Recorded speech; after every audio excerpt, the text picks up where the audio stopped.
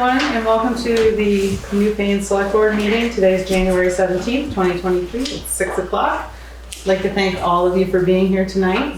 We have Jeff Chevalier, Katie Johnson-Applin, Ann Golub, myself, Angela Sanborn, and Mike Fitzpatrick on the phone, and we will get started. Juanetta, has this meeting been properly warned? It was warned, yes. Thank you so much. To start off the meeting, we have this, we're going to talk about the FEMA state buyout program, and I'm going to turn it over to Ann. Okay.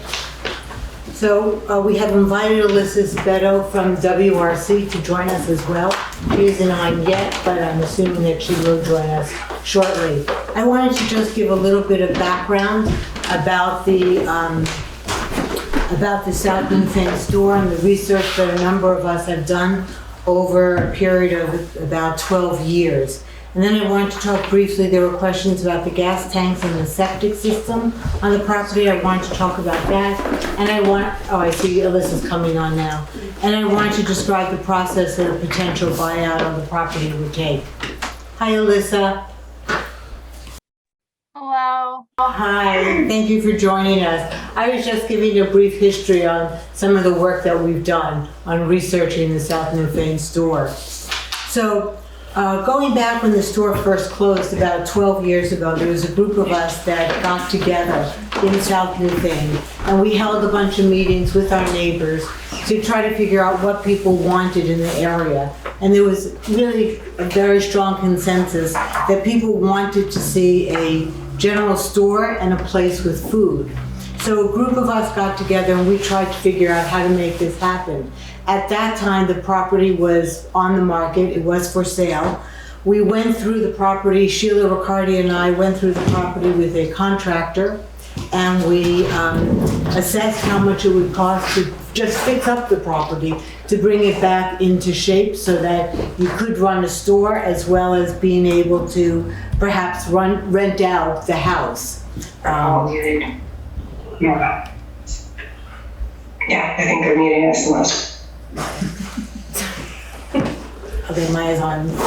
So, what we came up with, this was 12 years ago. I don't have my exact numbers anymore, but it was in the estimate of $70,000 to do the repair work on the property. Even at that time when it really wasn't in such bad shape, it really required a lot of work to be done. We also researched what it would take to reopen a general store and make it profitable. As many people know, the general store had been profitable at the point, or it was more profitable, at the point that there was a post office as part of the store. When they lost the post office, they really had a much harder time making a financial go of the space.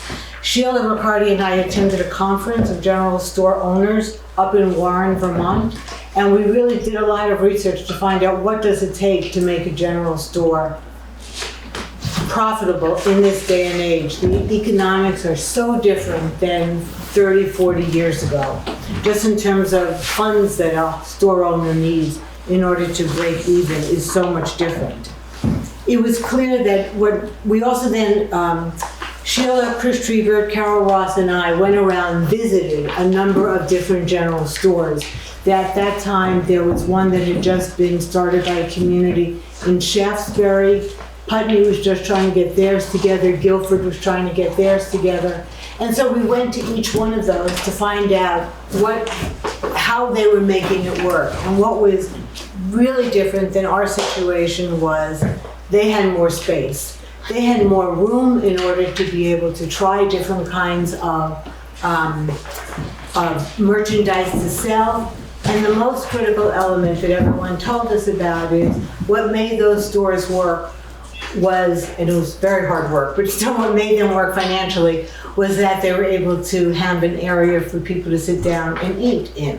And so that ability to be able to sit down, stay, spend time, come back again and again, create a sense of community is a real driving force to making a general store successful in today's times. It was different 30, 40 years ago. So we looked to see, well, could we do the same thing with that store? And what we found was that the big issue was the septic. The septic that is in that space is relatively small. It allows for relatively few seats, as they would say. So, given the size of the septic, and because it covers both the house and the store, you cannot put any seats into the store to allow for a sit-down place for people. The septic just is not big enough in order to allow that. So we tried to work the numbers in a whole bunch of different ways. Sure. We're just waiting a moment while people are Welcome, coming in. Everyone have a seat?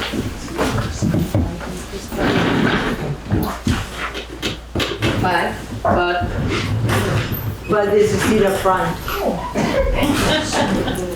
That's okay. We started pumping. So we looked to see what we could do with that property, and we considered, well, what if you took the store down and you just had the house? Could you make it just a rental? Could you make it a rental on the top and a store on the ground floor? And what we found when we ran the numbers and we spoke with the experts, we spoke to people at Preservation Trust, again, as I said before, we spoke to these other general stores that were getting started. What we found was that we could not make the numbers work.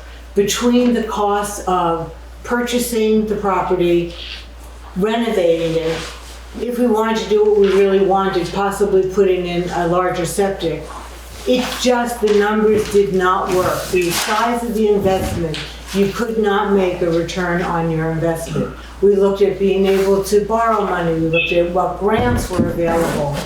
In the end, our conclusion was that it did not work.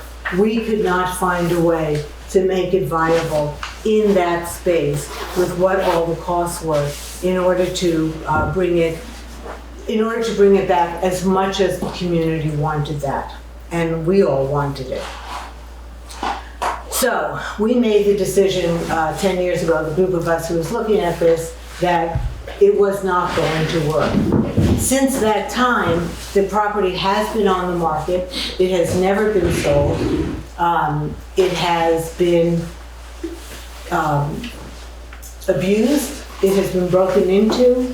It has been, there were squatters in there at one point in time. It has become a huge eyesore, and I think there are many people who could talk to that point. What I would like to talk to briefly is a little bit about the septic system. What you may not realize is that the tank for the septic system is in the parking lot where the store and the house meet. And then the leach fields are across the road on the other side of the bridge on Diane Brown's property. That was done because the Browns used to own the store, and when they did, their pipe was put in order to take the fecal materials from the septic across the river, over the bridge, and into their leach fields. Since the bridge was rebuilt approximately 10 years ago, the pipe was taken down during the rebuild, and they've never been able to get the pipe put back. The property owner told me that he has tried and has not been able to get the permissions to do so. I do not know all the details on this, but I have been told that the state doesn't want it to go back, which I personally sort of could understand, not wanting to have that pipe go over the river. And I've been told that the homeowner has tried and has not been able to get it to go back. So there is a disconnected septic at the moment, and no one is completely clear on what it would take in order to reconnect that septic. The other question that people were asking about at our last meeting was about the gas tanks. And Alyssa Sabetto from the Wyndham Regional Commission is here. She did some research for us about those tanks. Alyssa, I'm going to quickly summarize what you told me and then if you have more to add, please join in.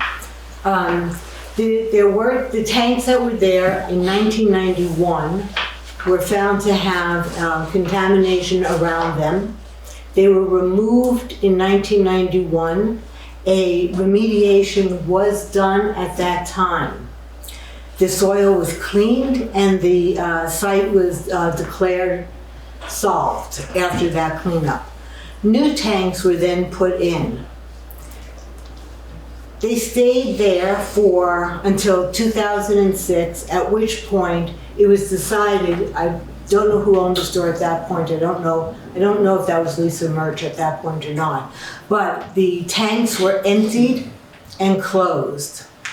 The Agency of Natural Resources continues to monitor any existing tanks. They last monitored the tanks in 2020, and they found no problems with them.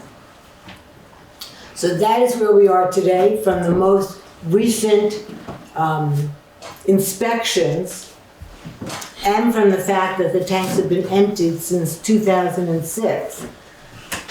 That is the best we know. We have no reason to believe that there is contamination. If we should find out that there was contamination, that would be a perfect reason to go to the state and look for the brownfield remediation funds in order to clean it. But it was cleaned as of 1991, and the site was declared safe. So that is just something to be clear on. So I wanted then just conclude by talking briefly about the process of a buyout and how it works. We are right now in a stage that would be called the pre-implementation stage, where all we are doing is filling out, if we agree tonight, if that's how the select board votes, then we would be submitting paper to the state, and if the state approves it, it would then go to FEMA. FEMA then has to, and it requires the approval of both the town and the property owner. And the property owner has said that he is interested in pursuing the buyout. The signed paperwork then goes to the State Emergency Management Office. They sign off on it and send it to FEMA. FEMA then takes their sweet time and reviews all the paperwork and will then get back to us with whether or not it has been accepted.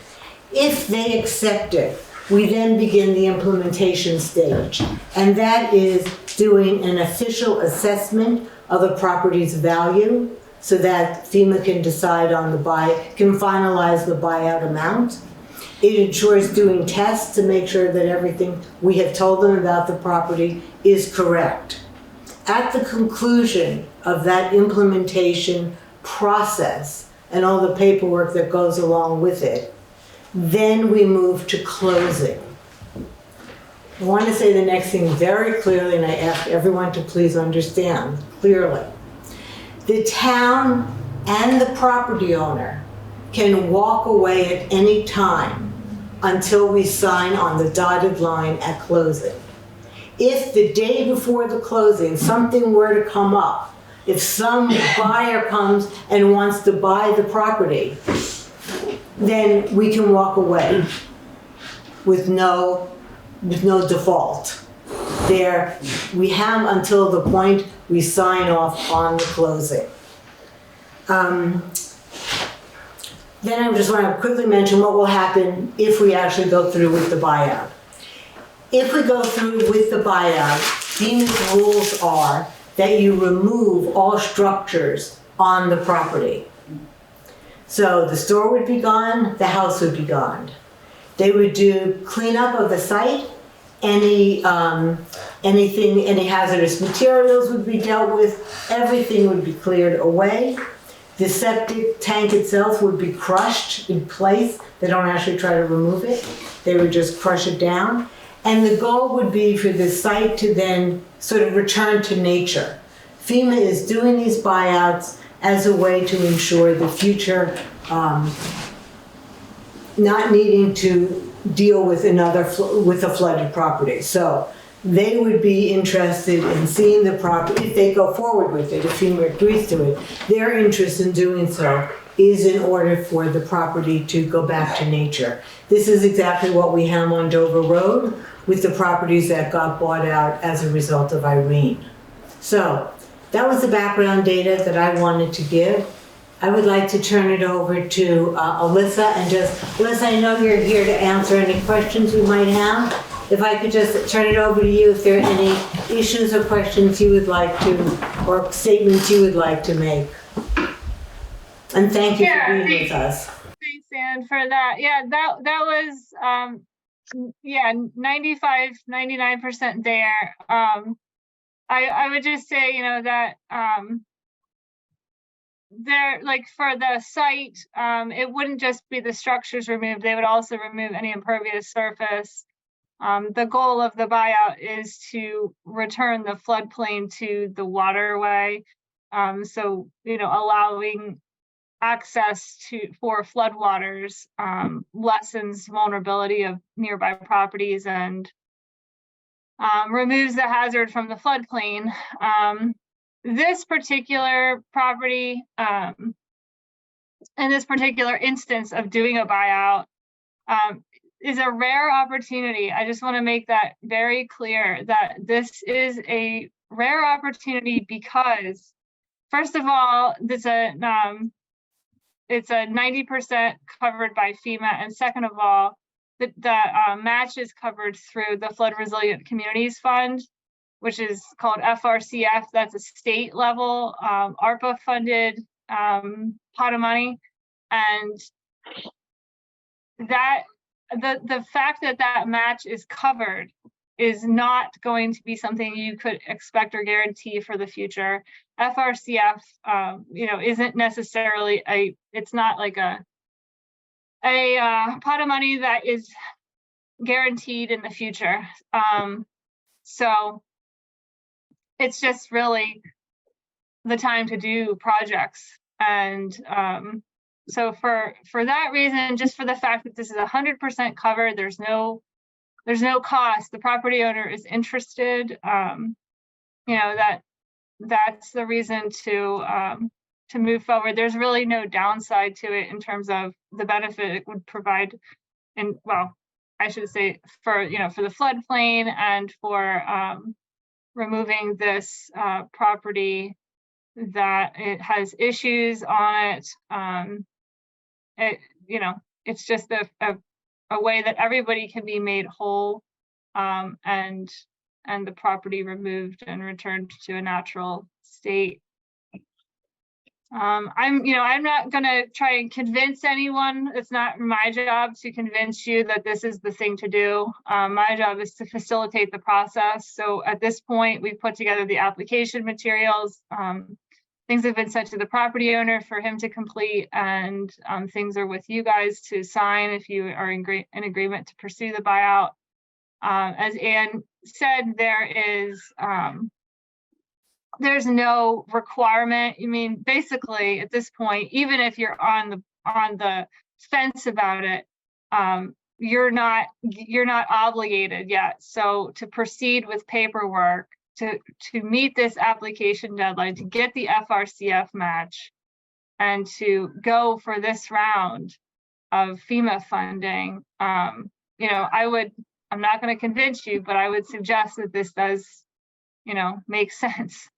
And yeah, I mean, I read the letter that the lister sent, and it seemed like the concern was that this was going to lead to a large number of buyouts, or concern that there would be a problem level of interest in buyouts or something. And that, I would say, it's not ever been seen. I've never seen that. There's buyouts, it's a rare thing. And in today's housing market, I had a buyout go through. We pursued it, the property owner went for it, and then the housing market, he decided in the end, you know what, I can't find something else, so I'm gonna, and so in the end, even though we went through all of it, he stepped away. But it's not something that that property owners, even if they're interested, their property has to be within a vulnerable area for it to be eligible.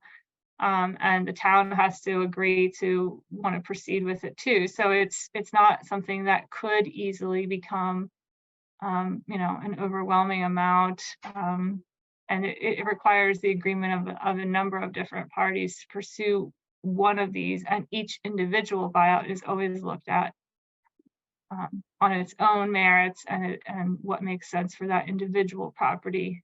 FEMA has to agree that each buyout benefits, the benefits of doing the buyout outweigh the costs of doing it. So yeah, it's a complicated program, but the state has tried to make it simpler in an effort to promote the buyouts. However, an overwhelming number of buyouts is not something that is happening. And so I would say that concern is not doesn't really have merit for what's seen in reality. So I don't know. I mean, that's my little spiel. I can definitely answer any questions you have about the process, and anything about this specific buyout. I did. The question that kind of remains for us still involved in this process intimately is to do with the underground storage tank and whether or not FEMA would require the removal of that tank, because they like to have a site, they like to leave the site for nature, and having an underground storage tank that has to be regularly assessed by A&R isn't the norm. What that would entail, I mean, basically, we're still trying to figure out how that would be handled, and if the cost to remove that tank would come beforehand through some type of state or regional brownfields program to remove it, or if FEMA would cover that with the buyout. So either way, I think that we've just got to kind of find the answer to that, and we are pursuing the state route just as a back pocket, just to see if that money's there, with the assumption that FEMA wouldn't cover that part of the buyout.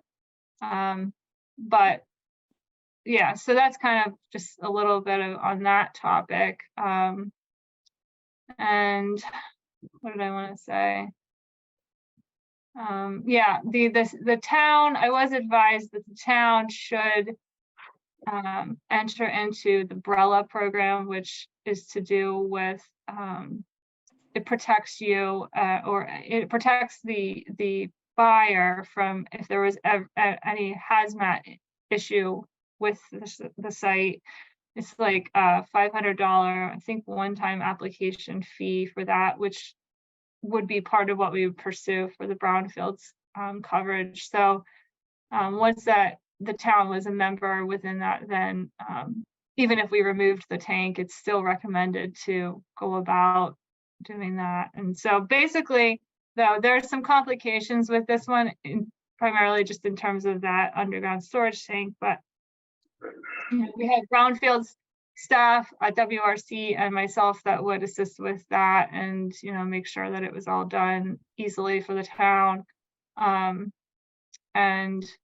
yeah, I mean, I think this is a rare opportunity and something to kind of move forward on, to clean up the site and to get the loop closed on some things to do with it. So I don't, as Anne alluded to and kind of said outright in a way too,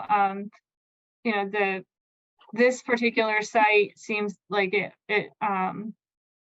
if you didn't do the buyout, it doesn't seem like there's a lot of interest or ability to clean it up easily, and the property owner isn't seemingly gonna revive it. So yeah.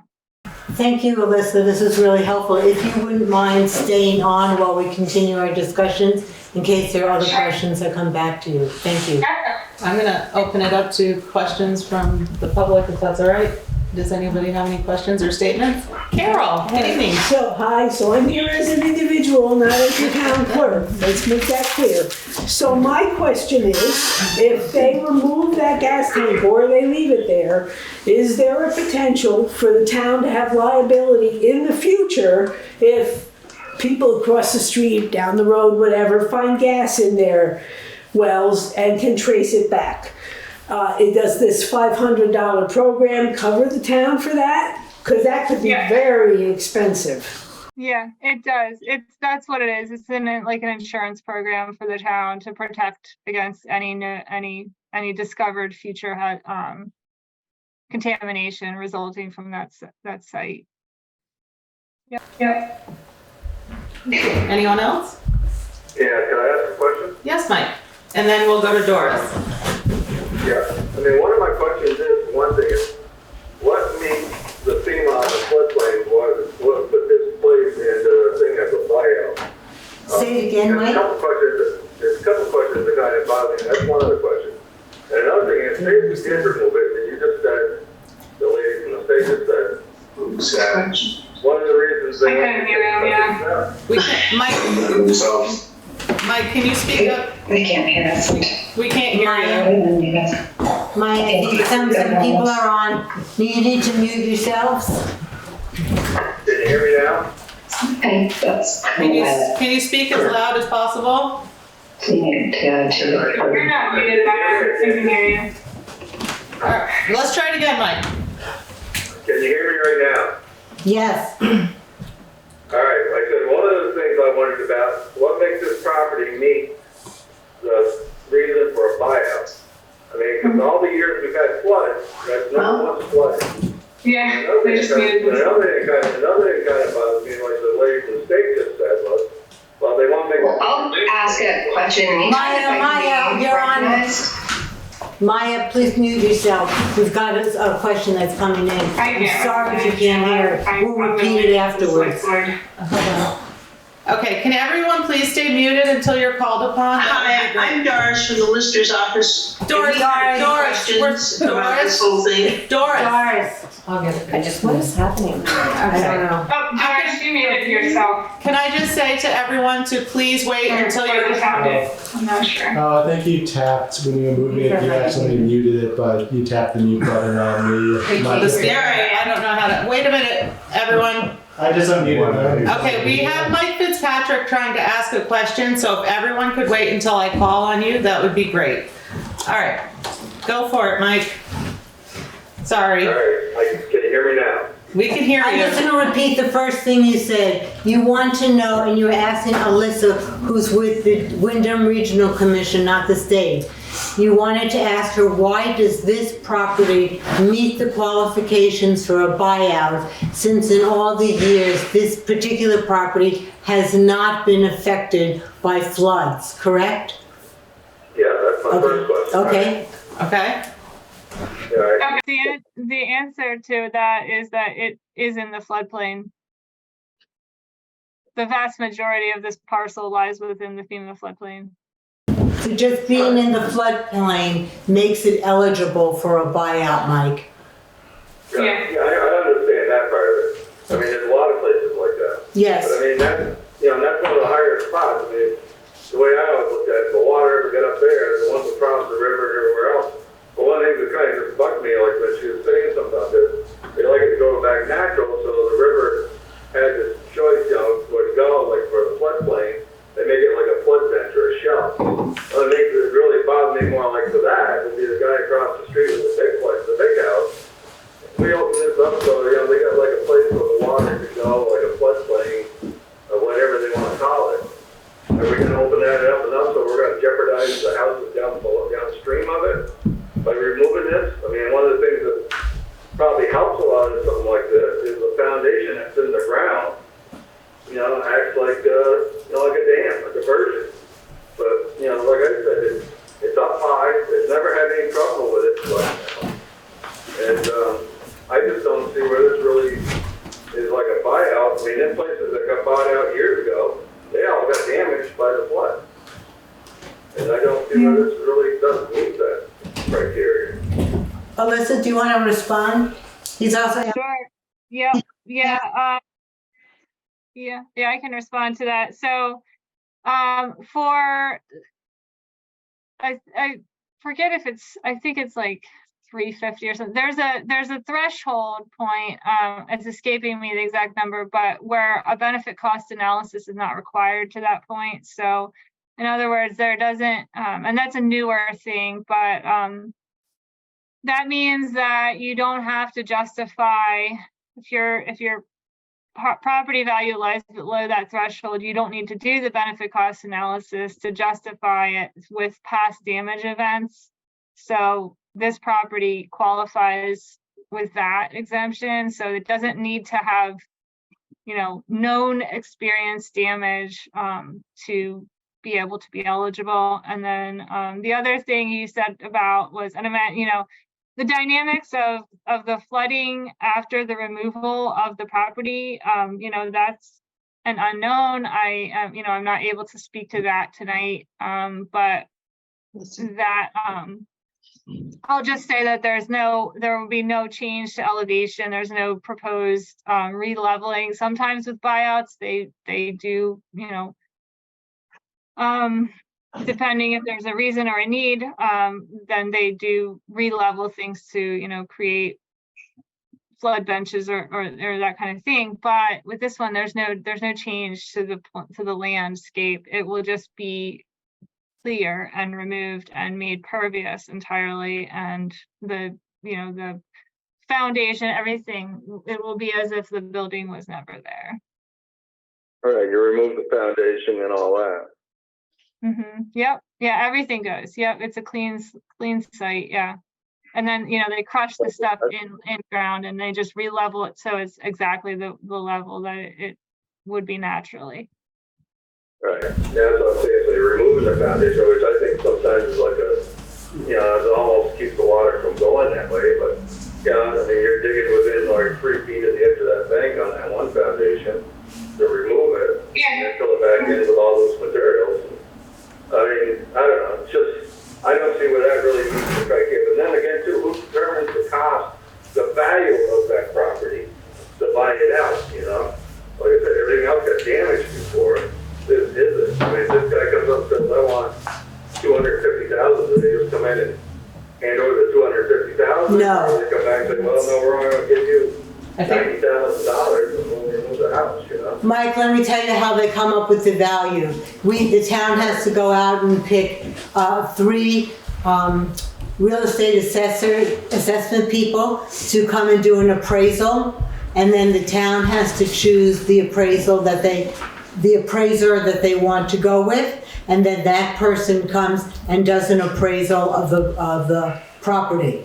So it's not up to the homeowner to say how much he wants. It's not up to the town. It's not up to what the current assessed value is based on our listers. It is all based on what the assessment is by a person who is hired to come in and do that. Yeah. And who pays for that? That is all paid as part of FEMA.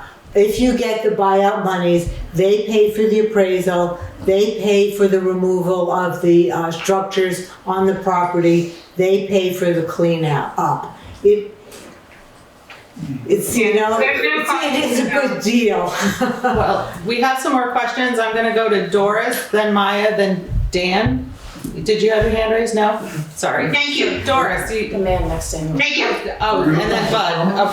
What's that? Are you looking for comments? No, we Yes, have yes, Doris, yes. Maya, and then you, Bud. After. Go ahead, Doris. Thank you. The listers were talking today, and we're concerned about some of those other hidden costs that we didn't want the town to be having to pay for. The removal of the underground storage gas tanks and pumps, if those were covered in the buyout, the removal of the septic tank. Once the buildings are removed, we think there should be a retaining wall that would need to be built on Auger Hole Road, and some guardrails, and also the pavement removal, if you're putting it back to being land. And there's a storm drain that's in the parking lot of that store. So we're concerned, and also there's a easement on the deed for the Brown property for the septic. So does that get removed from their deed? There would have to be something done about that, I think. So and what's the estimated time frame for the completion of this project? If you've got to go through all of those removal things of the house and the store and the tanks and building walls and so forth and so on, you know, what's the time frame for this? I can speak. Yeah. So everything would be removed as part of the demolition process. The septic tank would be crushed in place, and all of the other things you're talking about would be removed. And the deed, what goes along with these buyouts is then the property is owned by the town. It can never be sold. It can never be developed. It can never be anything. It can't, you can't even, it's land set aside for the floodplain. So, there's, VEM can talk to you about, if there was very small amount of, not intrusive kind of thing that could be done with it. But really it's meant for the floodplain. And so you can't put a retaining wall in, that kind of thing. That isn't, that would not be, that would change the dynamics of the floodplain access. So the goal is to allow the floodplain to, the river to access its floodplain. And so I guess, everything is paid for through this grant. Like I said, with the possible exception of that UST, the underground storage tank, and that would, we're operating under the assumption that the town doesn't want to pay for any of it. So we're trying to find, there'd be funding sought through brownfields to cover that tank removal. And the BRELA program that I mentioned would need to join that. And then if there was, my understanding in talking with one, I talked to two quotes for what it costs to remove the UST or a UST of similar size.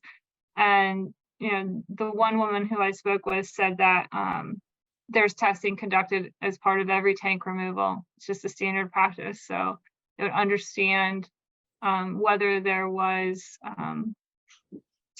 contamination when they removed the tank, and then address it then. But the BRELA program would cover you if there was found contamination then. So even if you move forward, you're still protected from that cost by the membership in the BRELA program. So yeah, Alyssa, just say what the cost was that you found for the removal of the tanks. Well, I got two quotes. One, and this is the one we went with for the application, was they said to say 15,000. That was a firm out of, I think, Rutland.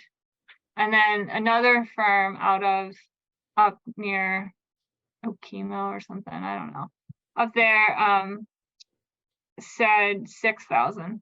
So I think it's a range. I also have a call in for a firm in near Springfield, Mass, that does this work. There isn't a lot of these firms that do the tank removals, but so I have two quotes but I think 15,000 is what we went with in the grant application, just as a safety net. Can I ask a clarifying question on Doris's question? Yes. Regarding the retaining wall, Doris, are you talking about along Auger Hole Road so that it doesn't? Yes, I am. Yes, Not against the river. not against the river. No, I'm talking about once those buildings are gone, you're gonna need some kind of a retaining wall because it's just gonna drop right off there. It's along Agaho Road. So if there's a transportation issue, like to support the road, I guess? Yes, it would. Well, right now, Yeah, so that would, I mean, that would have to be looked at by V-Trans and the road crew, and that would kind of not be a part of, it would be a part of this, but not, it's not a part of the floodplain property kind of thing, so. So it would be allowed, from your understanding, to maintain? Yeah, I don't think that would be, that would probably wouldn't be connected with this buyout necessarily. I don't know. I mean, that wasn't brought up. I don't know the details on it, but if it's just a road support issue, I would think that would probably just have to be handled by the road, the road foreman, and yeah. I don't know. I can't answer it totally on that. but you're taking away the support that exists now for the road, for Agaho Road, because you're taking the buildings away. So who's going to pay for that? That was our question. And if Very valid question. it doesn't, I guess that's the question that remains then, how that would be handled. right. We're just trying to not have the town have to pay for anything. Right. Okay, thank you very much. Okay, thank you, Doris. Next we'll go to Maya. Hi, thank you so much for acknowledging me. Just a couple of comments. So we live kind of almost kitty corner from the store, from the site. I can see it out my windows. They're really charming buildings from a distance, but since we've owned this house, we've been really sort of dismayed at the level of disrepair and the level of danger that these structures pose to the community. They have been broken into on a regular basis, and just by virtue of seeing this happen and going and trying to close the doors so that it doesn't happen again, we observed an epic sinkhole that has opened up in the floor of the store. And so saying that it hasn't been affected by floods, I don't think is necessarily true, because it looks like that the whole bottom of the actual store floor is falling into the floodplain and the river at this point, which, needless to say, causes a tremendous hazard for sort of, urban explorers, or, I guess our problem too, my problem is that I really worry about all the kids who wait for the bus there and wait for their parents there, and, kind of wandering into that building. Who knows how toxic all of the food that's been left there since the owner walked away 10 years ago, at what level of toxicity just the items in the store have, let alone the hazard of falling into those sinkholes, and broken glass everywhere, kids, dogs, grown-ups walking by. It's a hazard to all of them. And let's see, what else? Also, I'm glad that Doris actually did bring up the idea of that intersection with Auger Hole and Dover Road.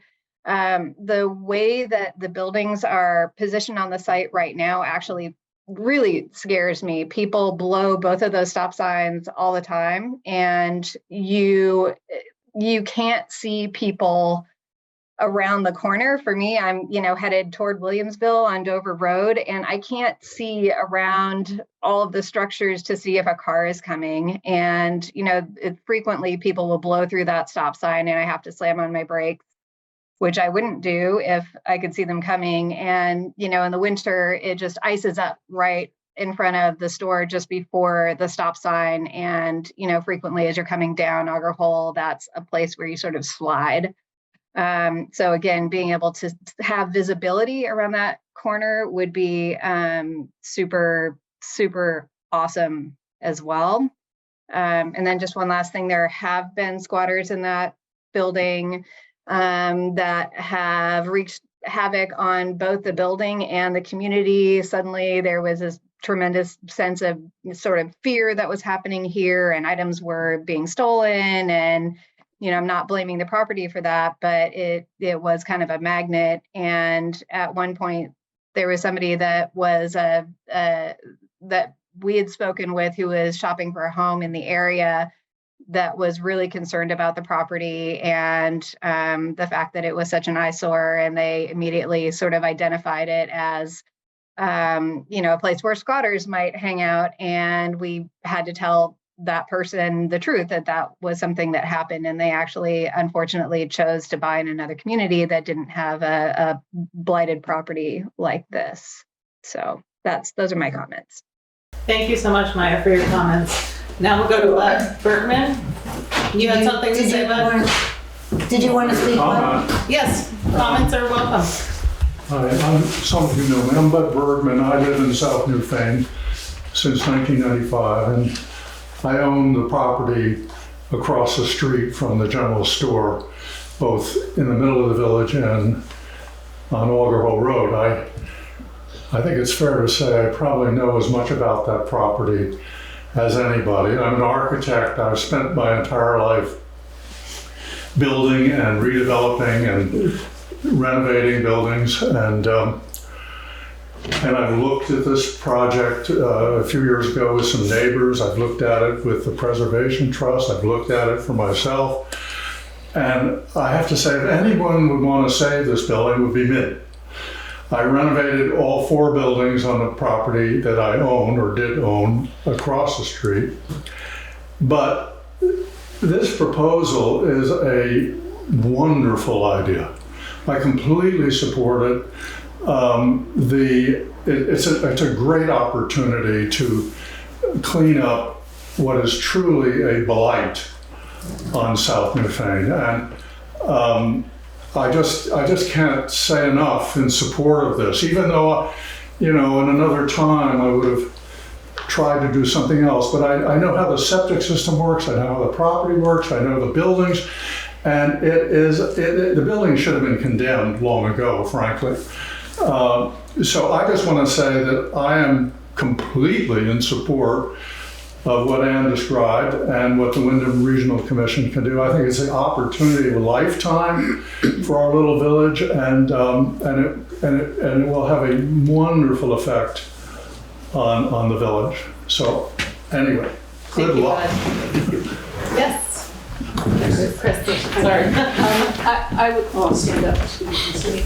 I would just like to add to what Bud said, nothing more, just totally in support of those comments. My partner Carol and I have lived in the village of South Newfane for 32 years, and we have watched that store over many years and many owners, and the Browns did a wonderful job when it was theirs, and the next owner let it run to the ground. And it's been over 10 years now that it's been abandoned, and we've watched it just become this hulking eyesore in the center of our village.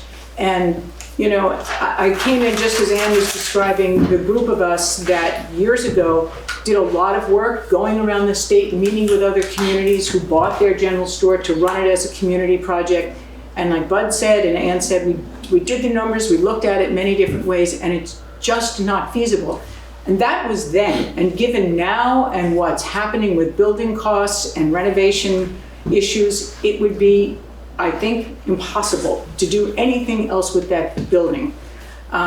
This opportunity, to me, is if you could ask for a miracle, this is it. And every question that's asked and answered by the Wyndham Regional Commission, and I want to speak to Mike, who raised some issues about the floodplain and that why this building. I feel like the fact that this building didn't actually flood, and yet the property falls within the flood zone, and so it meets the criteria, that's the part to me that feels like the miracle. We're being given this opportunity, something that we could never have imagined or written this idea ourselves. And every question that's been raised about money, who will do it, how will it cost, who will pay for it, seems to just keep coming back. FEMA or the state or the combination of the two. And the fact, as Ann said, we had until the last possible minute to even say, we've changed our mind. So I can see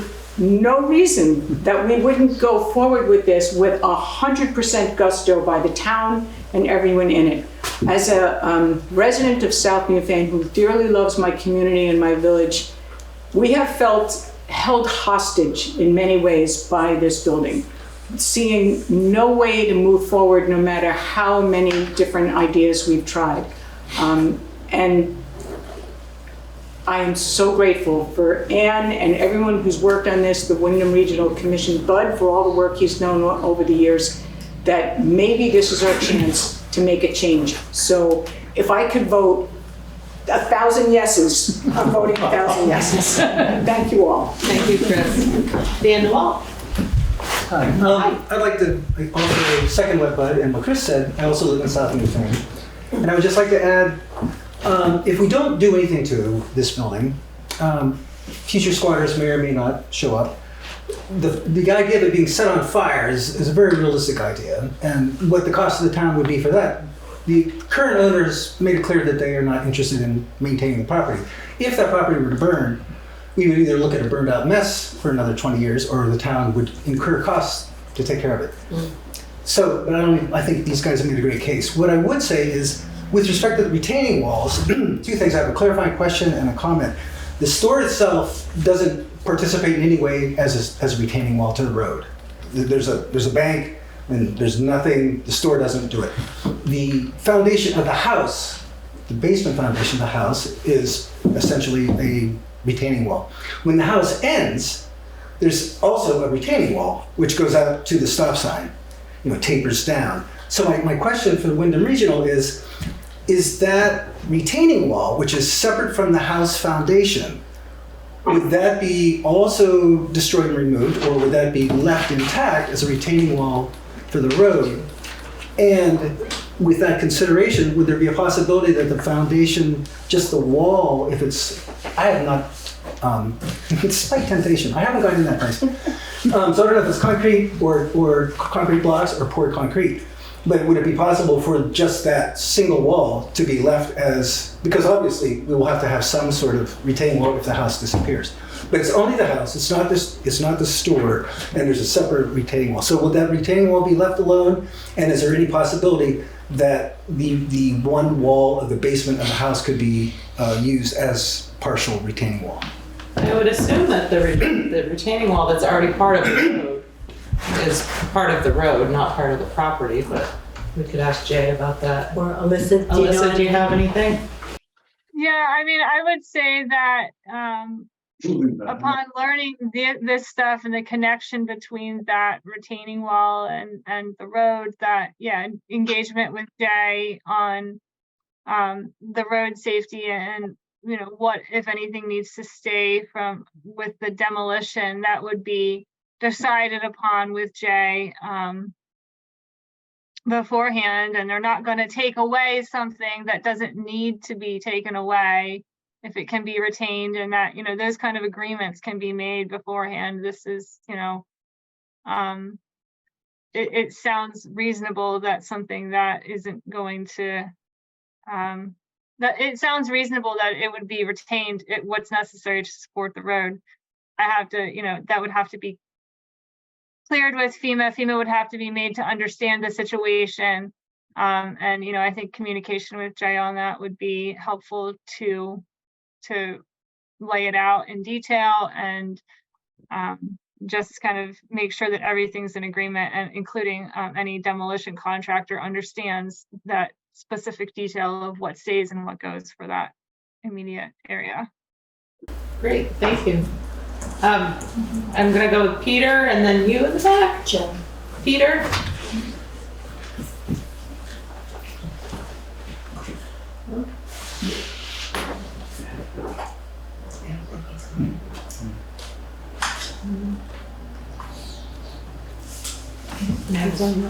Did you want to speak? Yeah? Are you trying to fix something?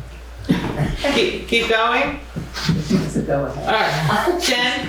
Mine is short. I just want to echo my neighbors.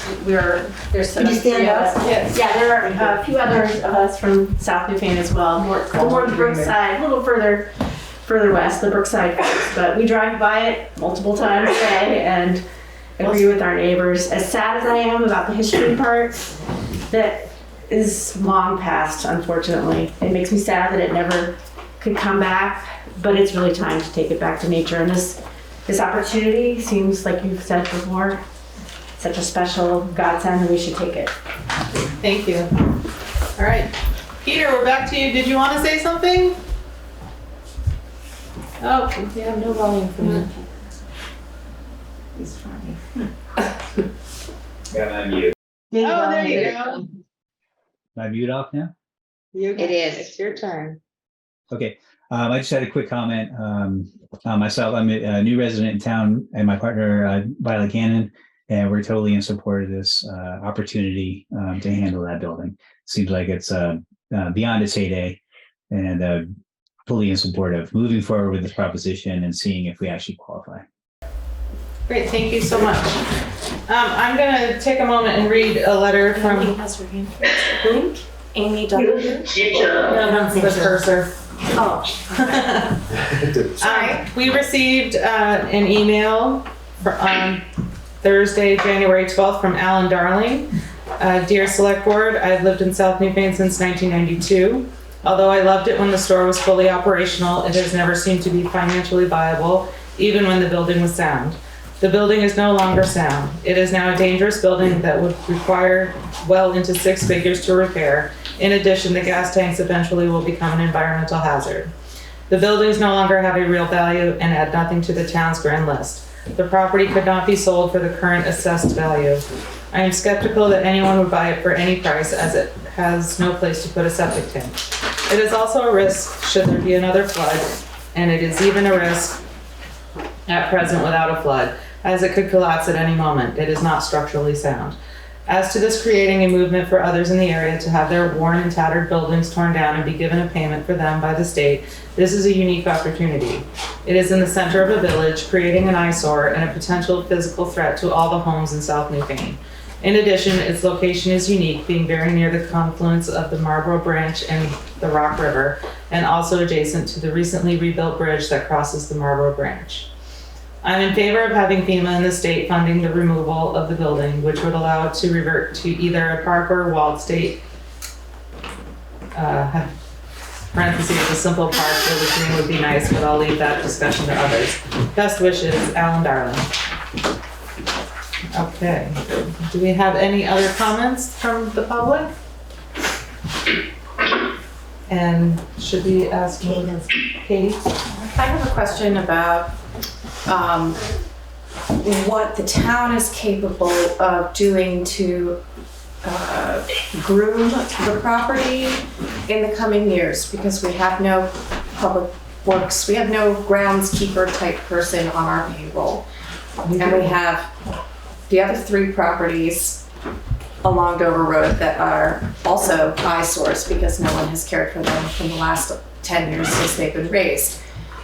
As such, this being in the middle of our community, who takes care of that property going forward? And the ones that are further down the road that look terrible. It's a good question. They're town responsibilities to do. We have to put it into our budget to manage the properties. But the goal from FEMA, especially for this property on where the store is, would be for it to return to nature. So that you're right by the river. There's no mowing to do there, unlike other properties where you might want to consider doing mowing.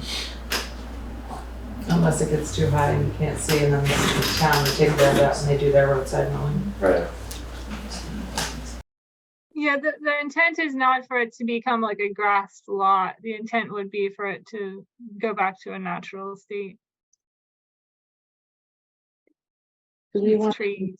to invite Melissa to speak on her? Can we move you up to speak on that while we're on the topic? On the taxes? Yes, please. So, Melissa. Yes, so last time we spoke, I didn't have the grand list figures or the exemptions in front of me. So those estimates that I gave you guys were just way off. I ran through doing it as if it was on the tax roll and as if it was not on the tax roll.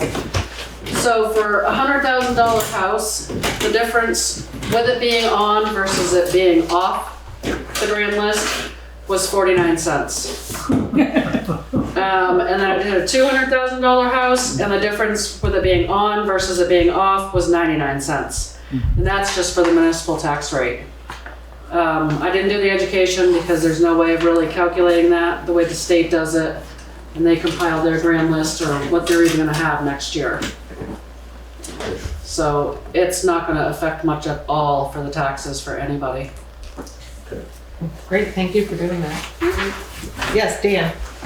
Yeah, and I just would add, the church is up for sale, and Bud has some nice building lots up for sale right there.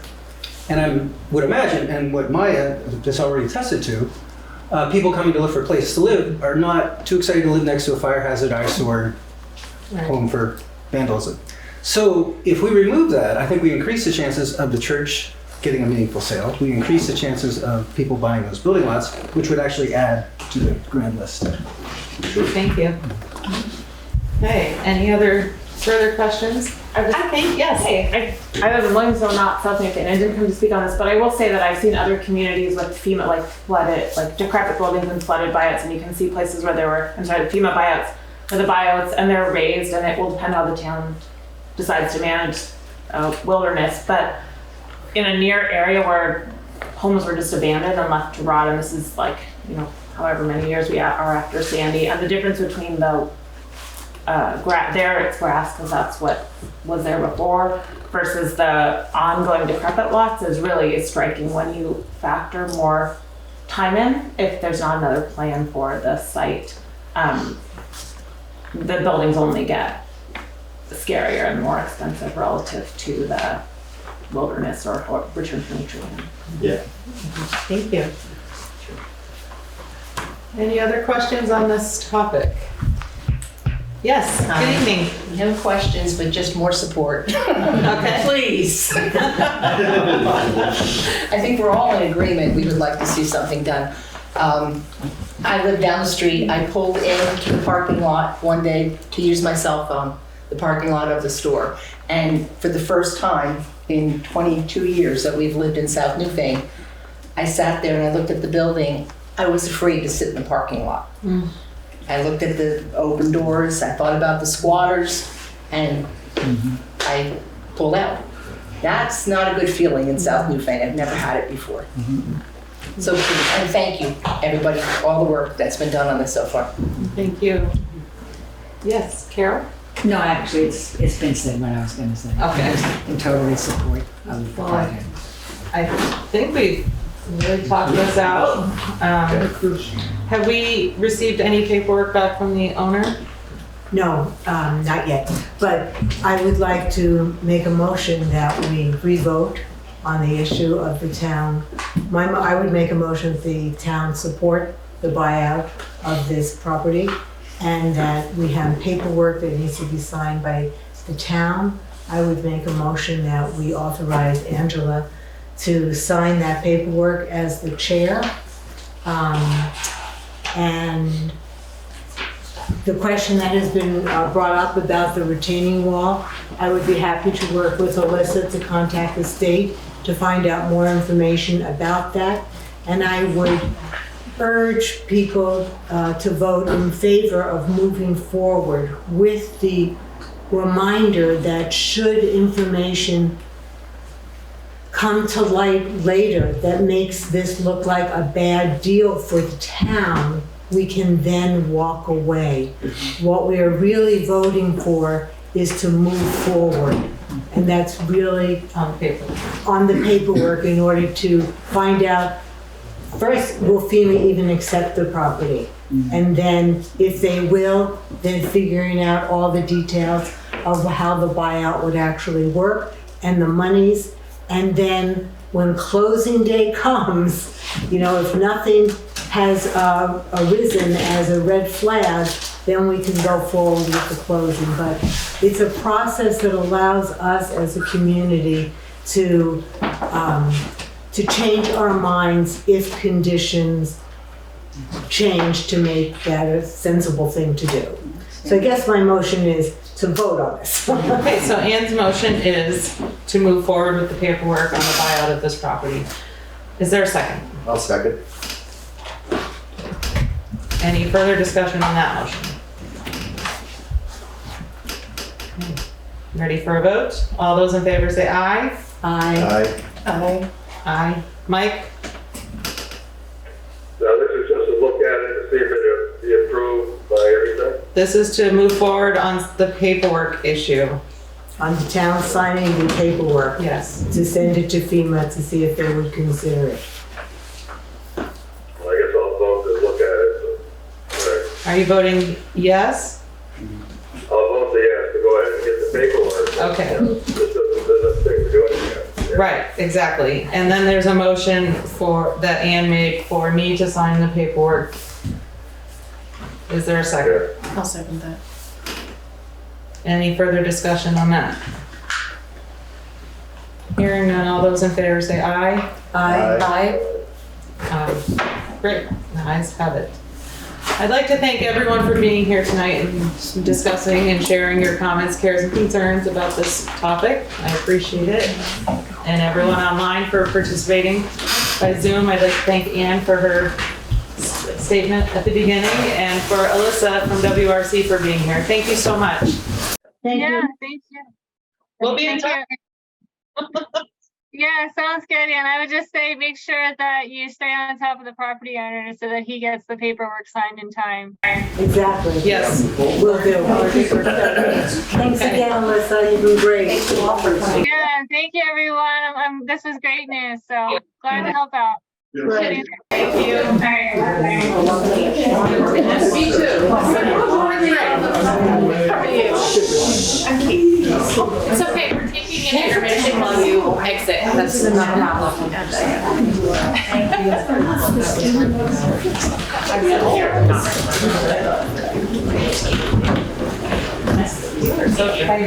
Bye. Stay and see how democracy works. Why are you all leaving? Thank you for coming. Democracy looks. Take care. Thank you. Okay. Get what they want. Now we will move on to the approval of minutes. The December 19th Select Board minutes we have already approved on January 3rd, 2023. So that's nothing we need to work on. December 21st, 2022 special budget meeting minutes approved as amended. We did that also at the January 3rd meeting. And I'd like to make a motion, I'd like someone to make a motion to add to the agenda the January 3rd special meeting minutes. It's there, but it wasn't. Oh, I see. When I would make a motion to add that to the agenda. Second? I'll second it. Katie, second. Thank you. All those in favor say aye. Aye. Great. Thank you so much. Now can I have a motion to approve the January 3rd special meeting minutes? I'll make a motion. Thank you, Mike.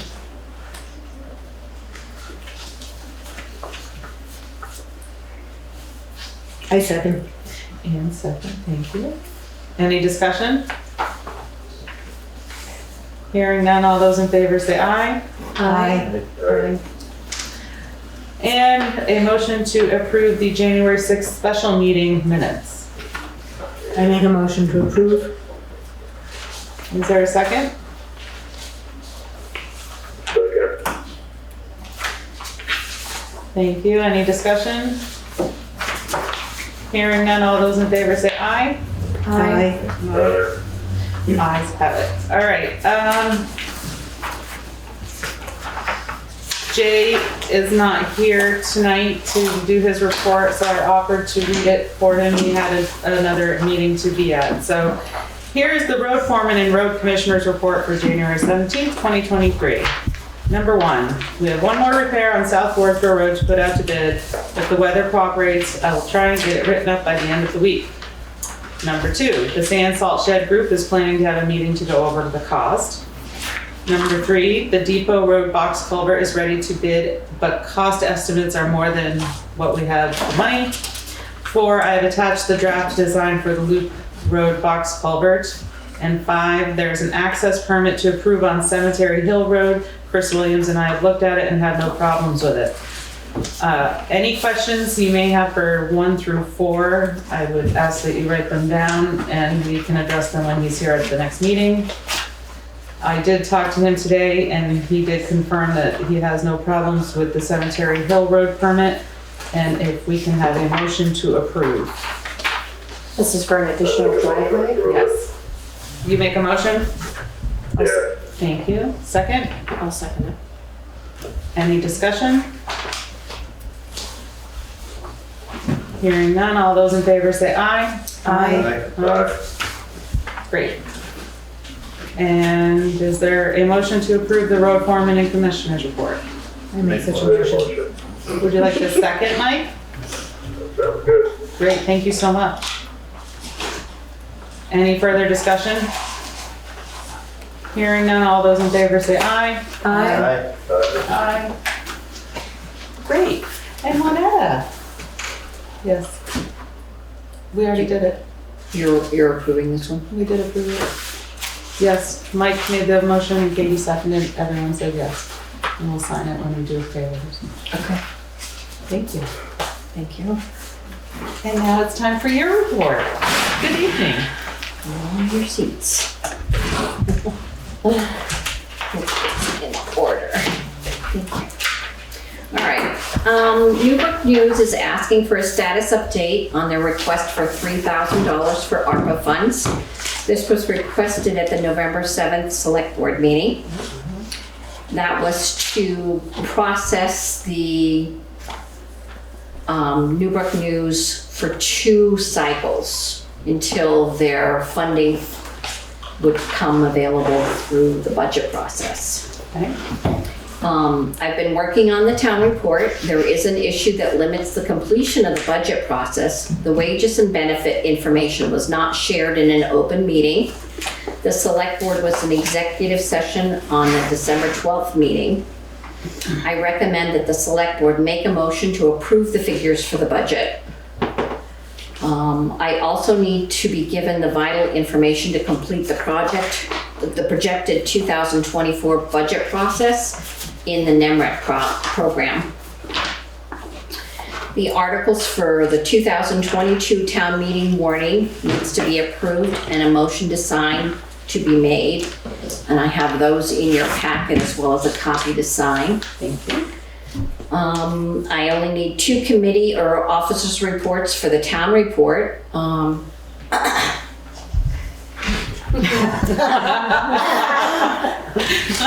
then Carol gave me an email this afternoon from regarding a legislative procedure for H42, which is a bill going to the Senate to approve whether or not we proceed this year with Australian ballot due to the influx of COVID and concerns for public meeting. We should have an idea of that passing the Senate by later this week. So great. As long as we meet the deadline before January 26th, I think it said.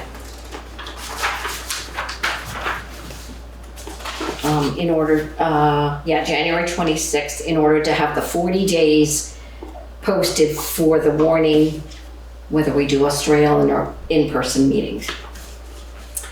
And then a reminder that Monday, January 30th at 5 p.m. is the deadline to submit your forms to run for elected offices. You have to have those to the town clerk no later than 5 p.m., even though she's here till 6. The state regulates 5 p.m. So you need to get those in. Any questions, go see Carol. Thank you, Juanetta. No problem. Is there a motion to approve the administrative assistant report? I make such a motion. Is there a second? Second. Thank you, Jeff. You missed that one by half a second, Mike. Alright. Do we need to make motions on We're gonna, one and yeah, two? we're gonna go back and talk about that right now. Cool. I do believe, in number one, I thought we were waiting for a written request. I know we had talked about it. Did we get a written? You did. Okay. Yes. It was a letter that she drafted after the November meeting. Can you get us a copy of that? I believe it's over in my folder, but yes. Perfect. Do you want to discuss it now? Yes, you probably should. And there's Jane right there. Hi, Jane. We're talking about the Newbrook News ARPA request. Yeah, I did send a letter in quite a while ago, yeah. Okay, I don't remember seeing it, okay. So, am I correctly remembering that there's also money in the social appropriations for Newbrook News? Yes, there is a request to be added to the budget for our annual appropriation. 1,500, am I remembering right? We can't hear you, Jane. Jane, somehow your sound went. We can't hear you. Newbrook News, 3,000. 3,000. So this was the meeting minutes where she asked for it. That's the letter that was submitted.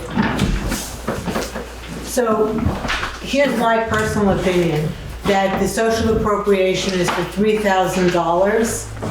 Another $3,000 for from the ARPA money feels to me like more money than I, as a resident of the town, want to be spending on a newsletter. I think there are other things that I would like to see the town spending money on. In addition, I'm fine with 3,000, but 6,000 for me is a step too far. Well, at this point, that was assuming we were going to publish a January and March, January, February, March, April, January and April issue. I mean, January is now more than half gone. Right. So if you want to amend it, we'd like to get out at least one issue before the appropriation, before the budget meeting. The appropriation won't come out until next year, right? Yeah, we wouldn't get that until the next fiscal year. So it's not just the newsletter. It's also the Winterfest is the other big thing that Newfane News sponsors. So that's appropriation. But the ARPA one, if I'm correct, you're asking specifically for the newsletter, is that correct? No, it's for Newfane News, so that we can get started on, I believe there was a flag fund that they used to support. Yes, the flag fund, Winterfest. And it also sponsors newsletter. Yeah, it's a little bit of a catch-up money just to try to catch up from where we were before COVID hit. Mm-hmm.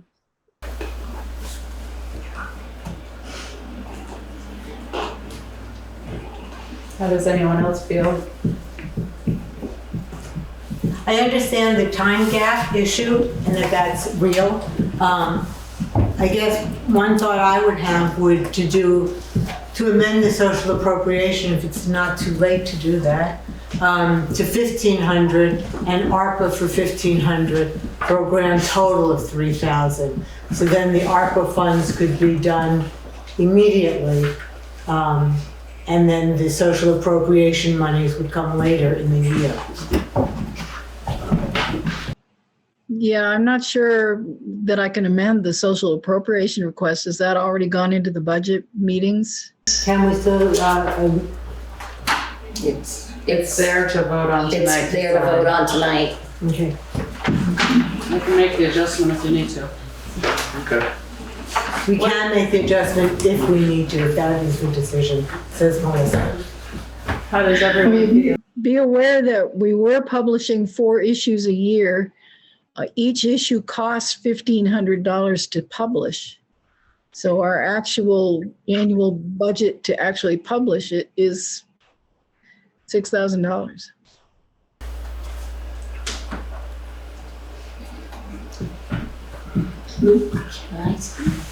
Yes, Juanetta, what would you like to say? I say it's an investment in Newfane, and we should support it as much as we support any other project or program that comes to us for money. It's actually something that benefits us as far as getting out news and advertising. They advertise for local businesses as well. It's not just a, it's not just a letter, it's advertising businesses and bringing other things to the area. So I think it's a wonderful thing to ask for and support them. Jane does a lot for us too, and she's not asking for an enormous amount, but she's asking to cover the costs. So. Thank you. Anyone else have anything they'd like to say? Now, what's this going to, like 1,500 gonna be voted on at town meeting, right? Or whatever it is. Well, if it's okay, I'm gonna read the request out loud, if that's all right. It's to the Select Board of Newfane from Newfane Anew. Newfane Anew is an organization dedicated to encouraging community spirit in the town of Newfane. In the past, we have put on concerts on the Common, organized Winterfest celebration, maintained the flags in the town centers, and restarted publication of the Newbrook News quarterly newsletter. Unfortunately, COVID put most of those activities on hold. Now that the pandemic is loosening its grip on public activities, we are attempting to restart our functions. The one project we managed to maintain during the many months of isolation was the Newbrook News newsletter. Our original goal was to broadcast information about activities and people in Newfane and Brookline to everyone in both towns, even if they didn't have access to the internet. This was done by printing the newsletter and mailing it to every household served by the U.S. Postal Service in Brookline, Newfane, Williamsville, and South Newfane zip codes. Unfortunately, we've had to suspend publication due to the high cost of printing and distribution. Each issue costs approximately $1,500 to produce. We cover some of the costs with advertisers and generous donors, but by this past summer, we realized we couldn't continue in this model without support from both towns. We have put in requests for annual appropriations from the coming spring town meetings, but we need some funds to carry us through until then. We're asking the town of Newfane to grant us $3,000 of ARPA funds, and this will allow us to produce the newsletter for the rest of the fiscal year 2022-2023, pending appropriation from the town budget. We feel this would be an appropriate use of ARPA funds to foster a sense of community in our town and promote interest in our piece of heaven in Vermont. Thank you for your consideration. Newfane and new directors Priscilla Cotton, Denise Kiss, Jane Douglas, and myself, Kimberly Single. All right. I'd make a motion to Yes. Is there a second to Mike's motion? I'll second it. Any discussion?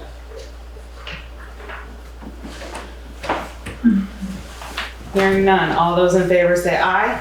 Aye. Opposed? Me. And I abstain. So 3 ayes. It's a go. The ayes have it. Thank you. Thank you. Thank you very much for your support. You're welcome.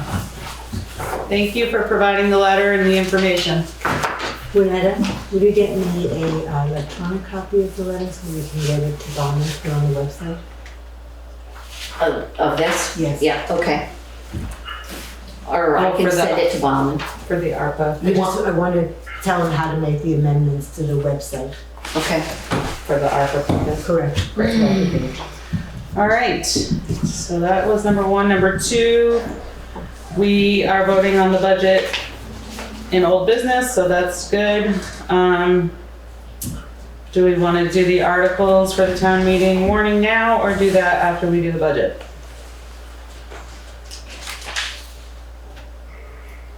just to go over the articles. Yep, and to make a motion to approve them.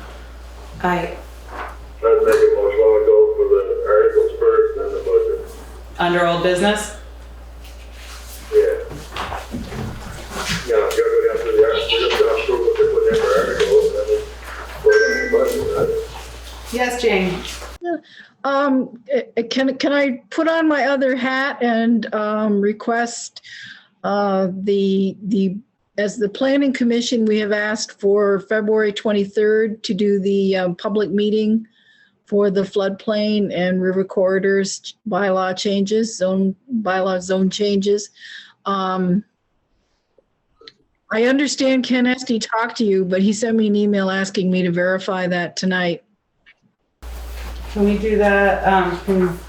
I thought Kate was gonna start discussing that under unscheduled members of the public. Jane's on that, she's on a different Okay. commission issue. Hi, Jane. But yeah, we're both here. Well, we can also do that during committee reports as well, correct? All right, let's finish one of the administrative assistance report and then we'll address all that. So Mike, did you make a motion to do the articles under old business? Yes, I mean, you might as well vote on them first before we decide on the budget, right? Right. To old business. I just want to clarify in the administrative assistant report that the articles for the 2023 town meeting warning, that needs to be accurate. Oh, yeah. 2022, 2023. What was that? The articles for 2023. It's 2023. Oh, that's, it's small, but I just want to make sure that No, it's correct on the warning that goes out. Mike made a motion to move and discuss the articles under old business before the vote on the budget. Is there a second? I'll second. Any discussion? All those in favor say aye. Aye. Aye. Aye. Great. Hey kids, get your reports into Juanetta, treasurer, tax collector, and development review board. That would be amazing. We're in crunch time now. When do you have to send it off? February 3rd. Okay, anything further on the administrative assistance report? Not, we'll have a vote. All those in favor say aye. On the administrative assistant. We're voting on accepting it, yes. Yes. So that's everyone aye? Yes. Great. Ayes have it. Okay. We've done the treasurer's report. And it looks like we have several committee reports tonight. So we have planning commission. And what was Kate's? And Kate, you're going to speak on, what is it you're addressing? I still said planning commission. Planning commission. Okay, we have two reports from planning commission. But first, we're going to discuss the traffic calming committee. There have been several front porch forum posts regarding the special meeting that's happening on the 19th of January. And that meeting is presented by the consultants from Dubois and King doing a,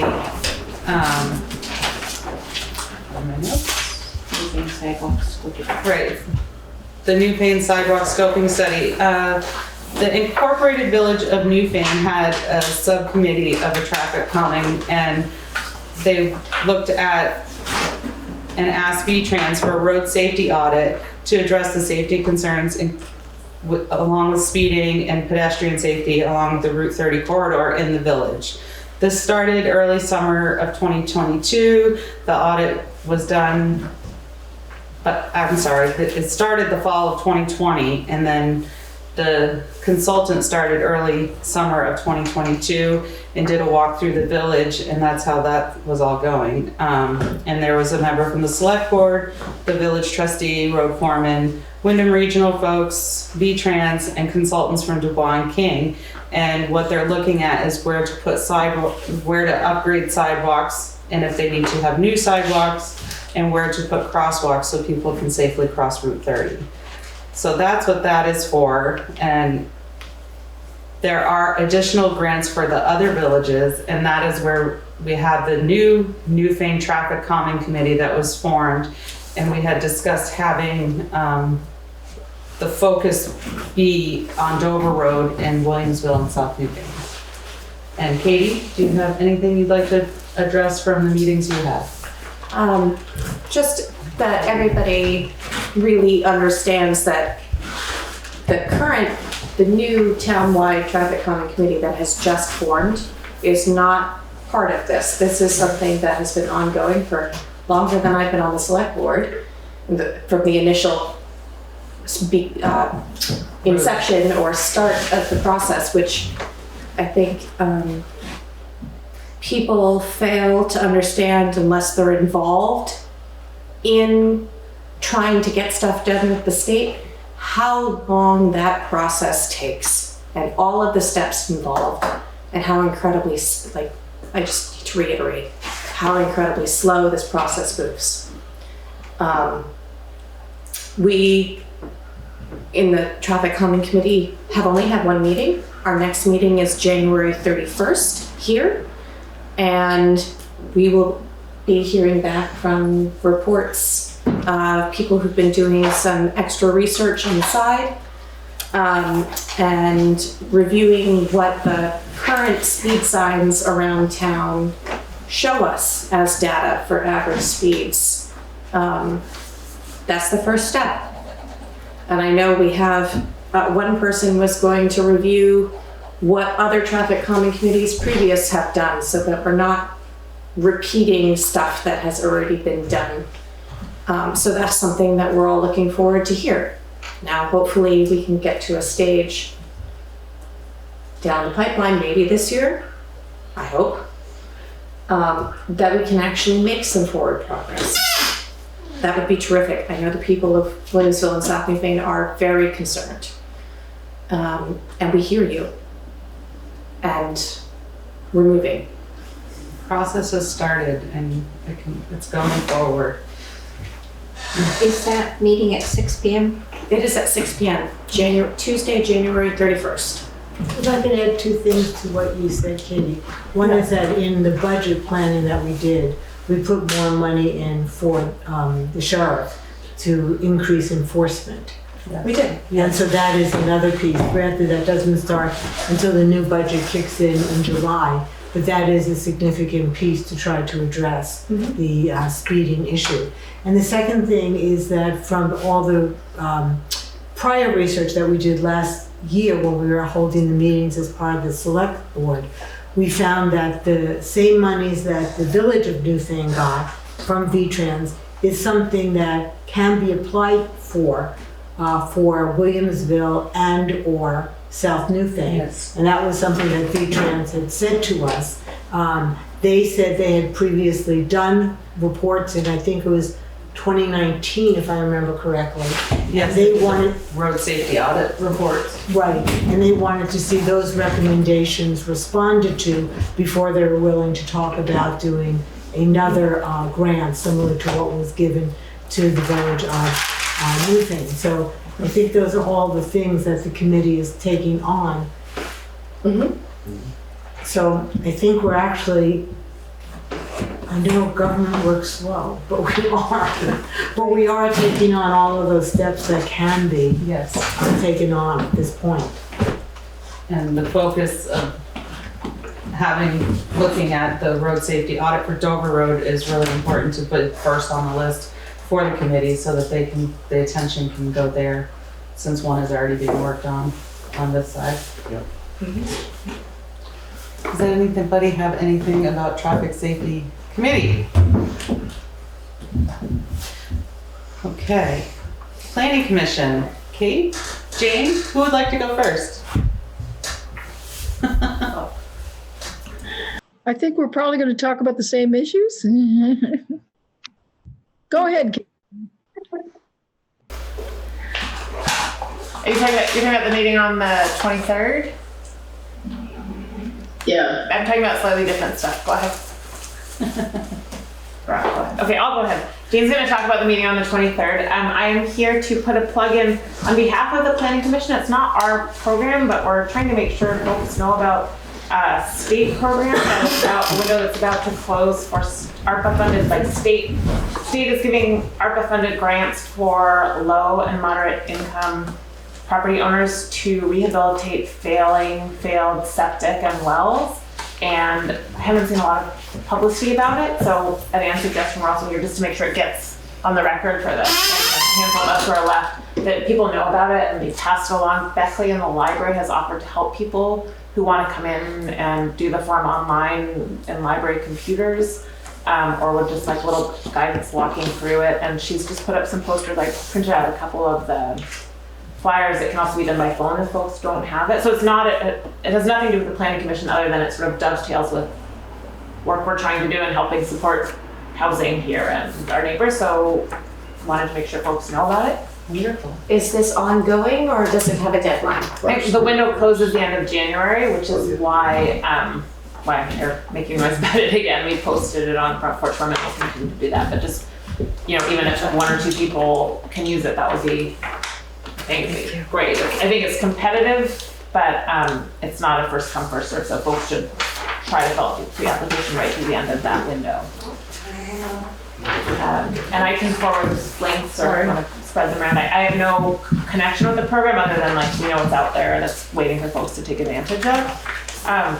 On the topic of housing, I'll put a little plug in for a panel that we are organizing for the Planning Commission's first meeting in February, which is February 9th, to talk about housing access and resources specific to Newfane. And I think we will primarily have speakers that come in through Wyndham and Windsor Housing Trust on some of the programs that help support ways that folks can stay in existing housing or make it, you know, whether it's their shared housing programs, their grants for homeowners in some cases, and they have programs on aging, and we're still figuring out exactly who will participate, but you all are invited to participate, to attend, to send us your ideas or questions. I think this will be part of an ongoing set of conversations about housing, including whether and how we can dovetail the bylaw modernization grant, which will be subsequent. This is just kind of resources for folks here, but we will share more information as the final plan takes shape.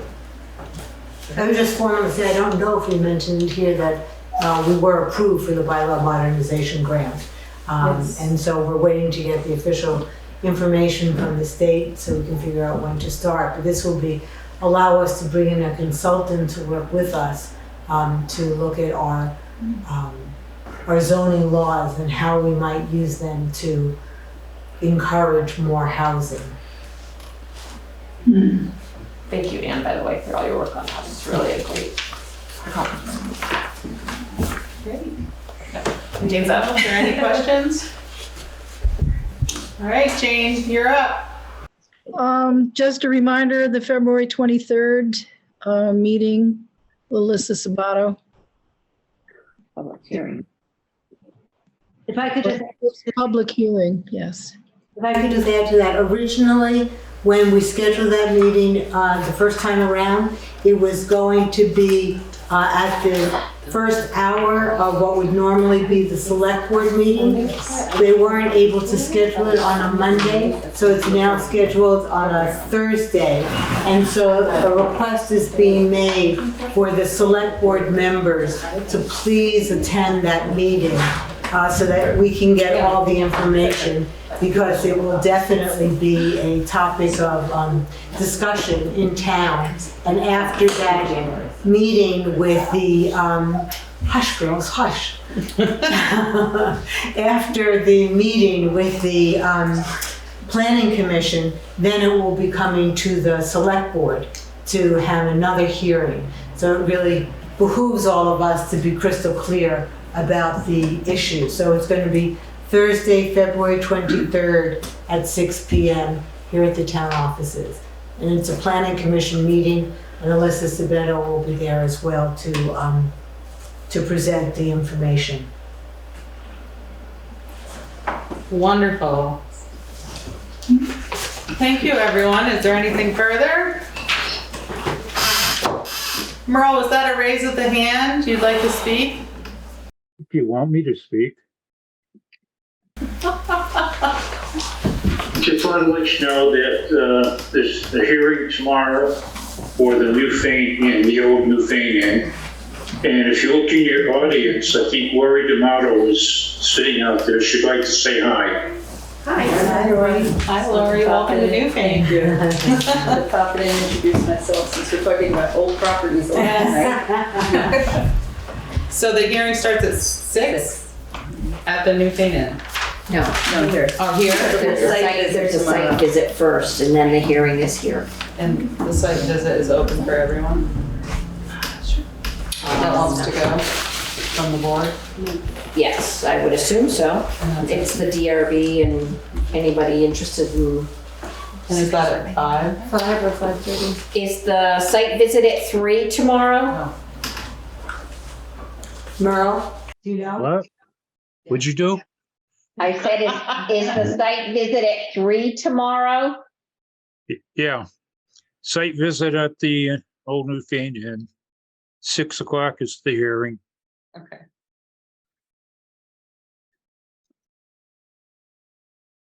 And then February 7th is going to be the hearing for the cannabis dispensary.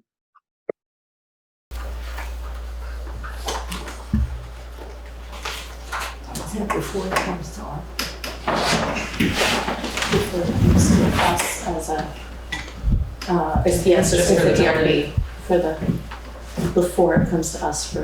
And is that at 6 o'clock as well? Yes. And who, that hearing is specifically with DRB or with who? The cannabis dispensary? That's the DRB. Okay. Fulfilling the first step in their license application. Got it. Is there a site visit for that as well?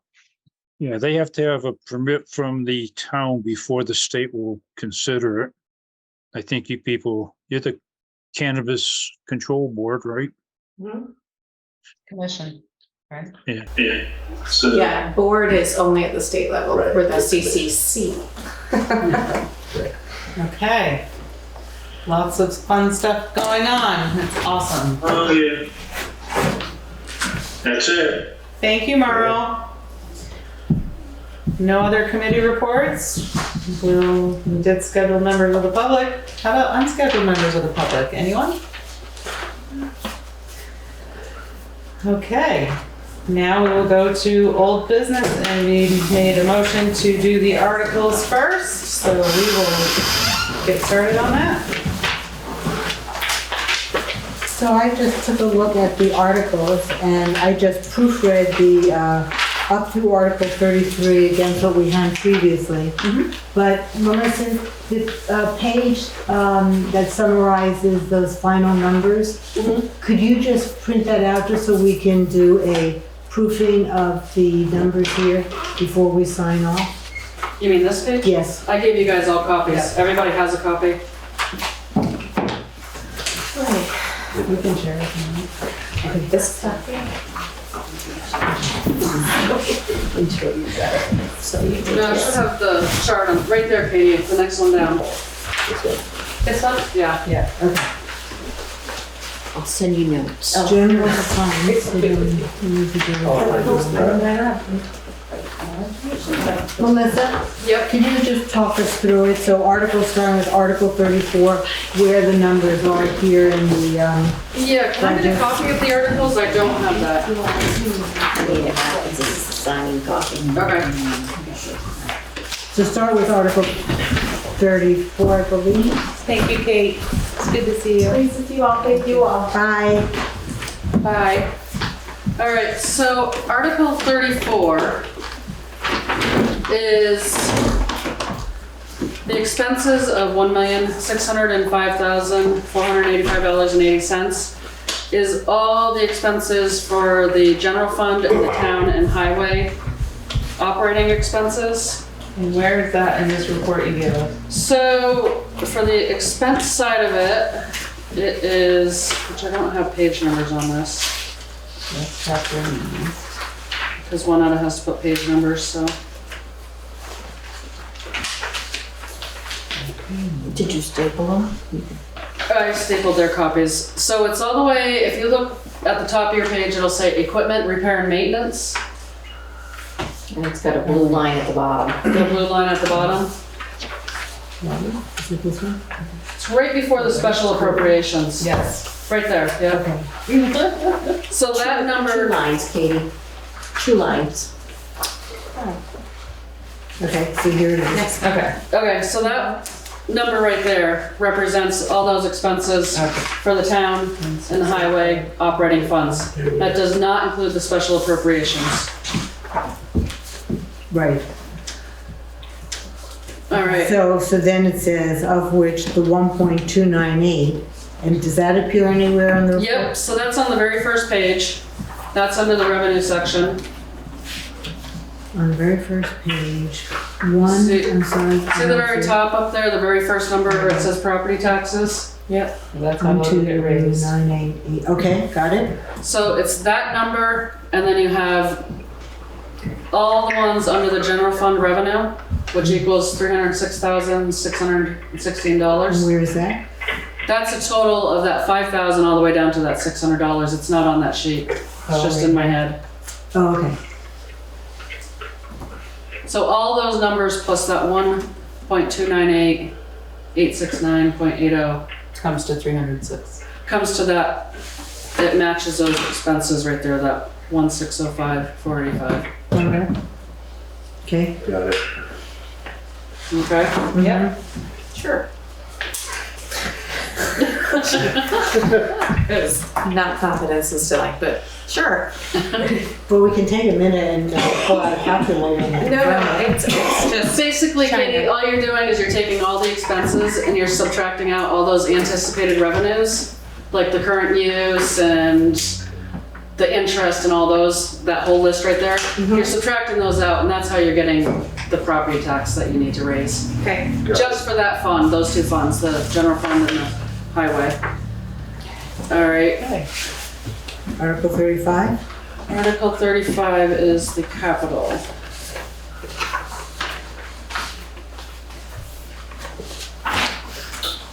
All right, this one is broken up a little different, which you're not gonna really see that exactly like this.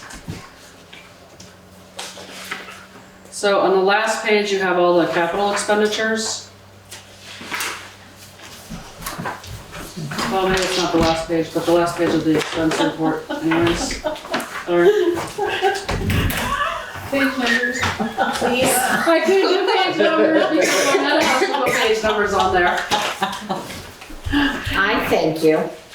Yeah, I did page numbers last year and There it is. I mixed with her page numbers and they were like all doubled. Yeah. Oh no. Okay. So right there. when I give this to her, she can't have those on there. Got it. Okay, so the capital expenditures, we're looking at that. Are we all? All right, so yeah, the whole capital expenditures are One minute, $658,000. Katie has to No, come get I'm it. not.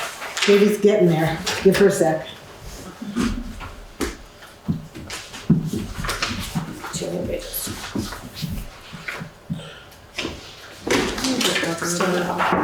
No, because I'm recording. Yep.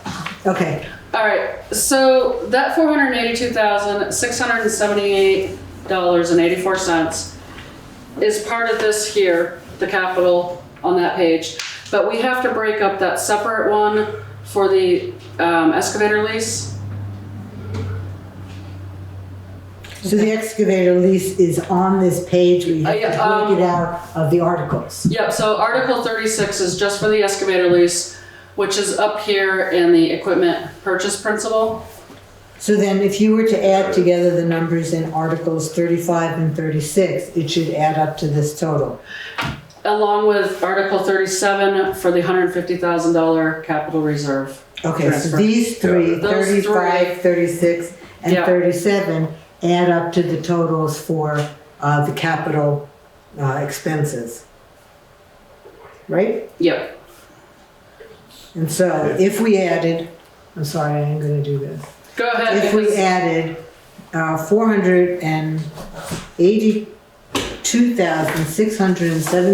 $482,678.84 plus $25,466.16 plus $150,000.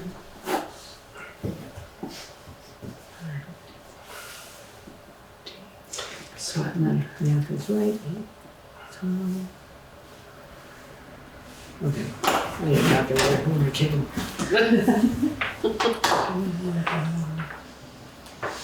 One second. Stay awake, Mike. Okay. 482,678.84 plus 25,466.16 plus 150,000. Equals 658,145. It does. Good Yay! job. Okay. Great.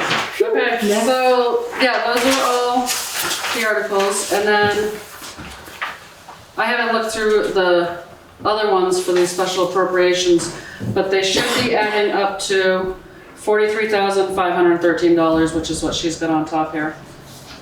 Where she is on top of there. On her first page of the articles.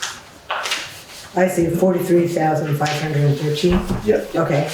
And then Article 38 is about the budget stabilization. Yep. Yes.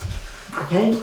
And we don't state the amount there. Oh, we're establishing a reserve fund. Yeah, so that's to establish the fund. If they vote to establish the fund, then we do Article 39, which is to move the rest of the surplus of 150,000 into the budget stabilization reserve fund. And how much does that leave us in our surplus? Nothing. Okay. So this will make it so when we have a flood or an emergency, or when Jay's doing all the grants and everything, that we can just pay it without voter approval. Because like right now, we have to get voter approval to like move it into the capital reserves or to spend it on anything unless it's like a emergency. And this just kind of legally frees it up. It can only be used on these certain items though. Right. When they do that, and we have to do a policy after stating what the use of it's for. Okay. Cool. Now should we make a motion to vote on it? Is there a motion to approve the articles for town meeting? I'll make a motion. Thank you, Mike. I second. Thank you, Ann. Any further discussion? Anyone? Anyone?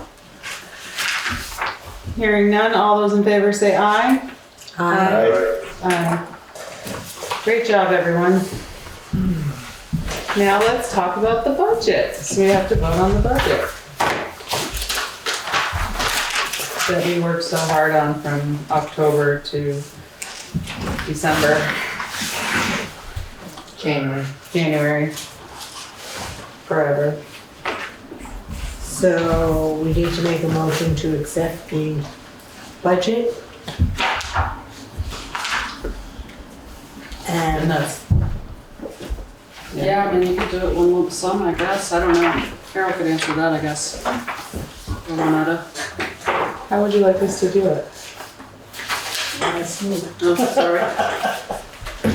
Well, I would make a motion to accept the budget as proposed with the proposed expenditures of $2,307,143.80. Yeah. That cover it? And any discussion? How's that compared to like last year's budget? Was that pretty close still, or? No idea. 5 cent increase. 5 cents, she said. Yeah, it's right there. Yeah. In that middle. Yep. Not bad. 5-cent increase over what we had originally Over the 12, budgeted, yeah. not what we actually taxed people on because we didn't correct the tax bill. Right, so I'm thinking whether you want to look at it as 17 cents or 5 cents. I say 5 cents. Well, seeing as I did 67 cents. last year, I'm going by my 67. Yeah, I think, but it's true, that is what we Yeah, That was the voted on. Right, that was the voted It's on. not just what we exactly. charged on, but. what was actually printed. Which will Okay. not happen again as there are procedures in place. Okay, any further Those discussion? procedures are going to be out the window because NEMRIC has a new, or not NEMRIC, the state has a new program now. Great, so we can discuss that. So when When we you- change, we will make a plan to update our procedures. Yeah, I don't even know how to use any of it. Well, when you do, let us We're know so confident we you will can, learn. we Katie's can come up in with there a new now. thing between you and the listers. Great. Any further discussion on the budget? Hearing none, all those in favor say aye. Aye. There we go. So I can pass everything along. Here is yours. I'll have your Okay. report and delinquent tomorrow. Moving right along, do we have any cannabis updates except that we now have a DRB hearing for the new possible retail space? I have nothing additional to add. I was waiting to hear from Merle when this was coming down. And it's still not yet to us, so that'll be our first walkthrough, but it might be interesting if 2 of us can attend that meeting. I'd be happy to. Yeah. Okay.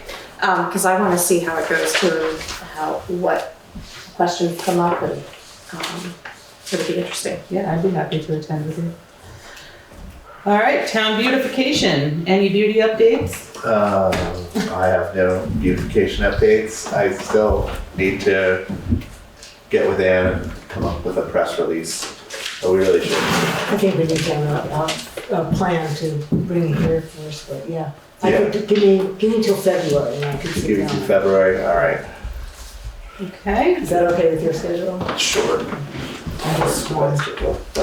I was wondering, would it be okay to start looking at like advertising shirts, hats, cups, mugs that, you know, we're going to be celebrating? Can we start bringing we're not there those- yet. Can we start bringing the information in? Is that for the celebration or for Yeah. beauty? Oh, we're not at celebration yet. We're still with the beauty. The beauty is not That's okay, we'll get there. My mind hasn't been right, so I'm sorry. That's okay, no worries. Number 4, evaluate whether we should put oil purchases for heating out to bid. Oh, I'm sorry. I just wanted to ask a question Yes, about of course, I'm sorry. beautification and what that encompasses. You don't know. You don't know? It's part of our, it was mentioned as part of our traffic calming, so that when folks drive through the towns, the villages, that it gives them something to look at. Say like in Brattleboro, they do all those beautiful flowers along the side of the road. In Dover, they have signs and flags. My question would be, I heard the Winterfest mentioned. And I was told, what is Winterfest? Winterfest is put on by Newfane and New, where they bring Santa Claus to town for the children, and Newfane and New is like a business association here in town. So I can get involved in that? Yes, Because I have some. they're gladly. I would like to do something that I guess this isn't a forum though.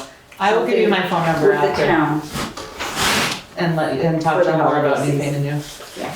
Well, Perfect. even if it's not Newfane and New, I prefer to raise funds for the town at Christmas time. Oh, yeah. And have a great idea, so. Excellent. I don't know where I bring Wonderful. that to, but. Angela's lady. Okay, I'll give you my number and we'll chat. Excellent. Bring it home. Yay, welcome. Thank you. I want to be involved in anything I can. I have some pretty good ideas that I'm bringing from my house. Perfect. You know, And we thinking love new about- ideas. Yeah, of a couple of homes that open their houses and we do a tour at Christmas time. Oh, nice. And, you know, I can open the inn and have it all decorated and anyone else that wants to participate, and maybe the town sells tickets, $10, $15 a piece, and we do a tour of the town and decorate the town to the hilt and raise some money. That's a very wonderful idea. Awesome. I just wanted some clarification. You're saying Newfane and New? I thought they dissolved. No. Are they the incorporated village of Newfane now? No. They're not Newbrook News then either? Newfane and New sponsors Newburgh News. Okay, so we don't have a separate special appropriation? No, not Okay. this year. Can we do something separately or not? They can, we just haven't had a meeting to do so. All right, I just want to make sure the appropriations were. No, the appropriations are right. The incorporated village is different than the Newburgh News, which is sponsored by Newfane and New. Okay. And they did not put in a separate request. It was just the newsletter. Okay. Sure. Okay. Number 4 is the oil purchases. I did receive an email from Erica Walsh with a suggestion for a company that I'm going to forward to Jay, and hopefully he can discuss this on his next report, because he's not here to discuss it. So if it's all right with everyone to table that again, and I'll ask if he can put that as part of his report. And now number 5, discuss ideas for 250th year celebration. Can I ask a question? Sure. So the appropriation is to Newbrook News. Yes. Is Newbrook News, are they incorporated Are they incorporated as part of Newfane and New? Yes, I believe that's the way they have it set up. Newfane and New. Yes. So shouldn't the appropriation be going to Newfane and New, which is using it for Newbrook News? Because doesn't the name on the appropriation need to match who the check is going to be written to? Yeah, it was, thank you for your consideration from the Newfane and New directors. So it was written. Yeah, that's probably right. Isn't that the way you have to do it? Otherwise, you could write a check to anyone and say it's Newbrook News. It's either whatever they're either doing business as or their legal name. The funds come from Newfane and New. So then why wouldn't we be writing this list of appropriation to Newfane and New? I asked honestly to step aside from that particular request sometime on that board, and I'm on this board, and I did not. So I was not. I think that maybe I'm wrong. I think you're right, that it should say, it could say Newfane and New. Right. Well, if that's the case, then what about the mover? They're doing business as. That's not their official name. I mean, at the end of the day, if we know what it's for and who it's going to, you know, in the memo, right? We can tweak it a little bit in the system. That's not going to be a big deal. Okay, because here it says Southeastern Vermont Transit, DBA, doing business as the mover. So you have the legal name and you have the sort of alias. So can you just put a slash and put Newfane and New next to Newbrook News? I think so.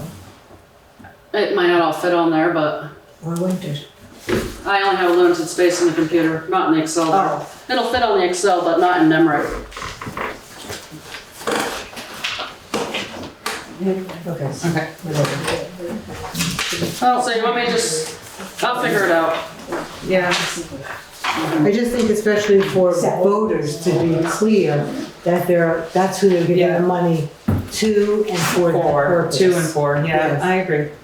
So do you want me to change the article from Newbrook News to Newbrook News?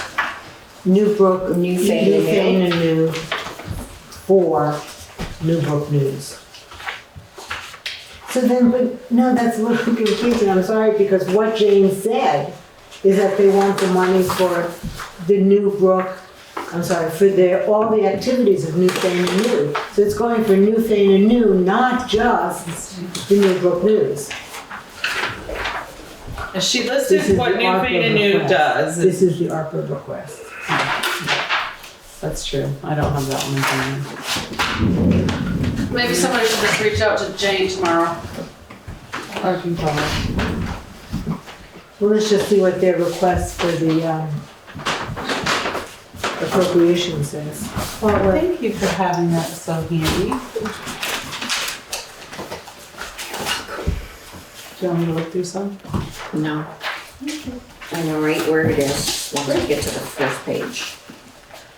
Even though this seems really confusing, all of this comes out and is printed and sent out to every resident in the town so that everybody has a chance to digest the information for a whole month prior to our meeting in March.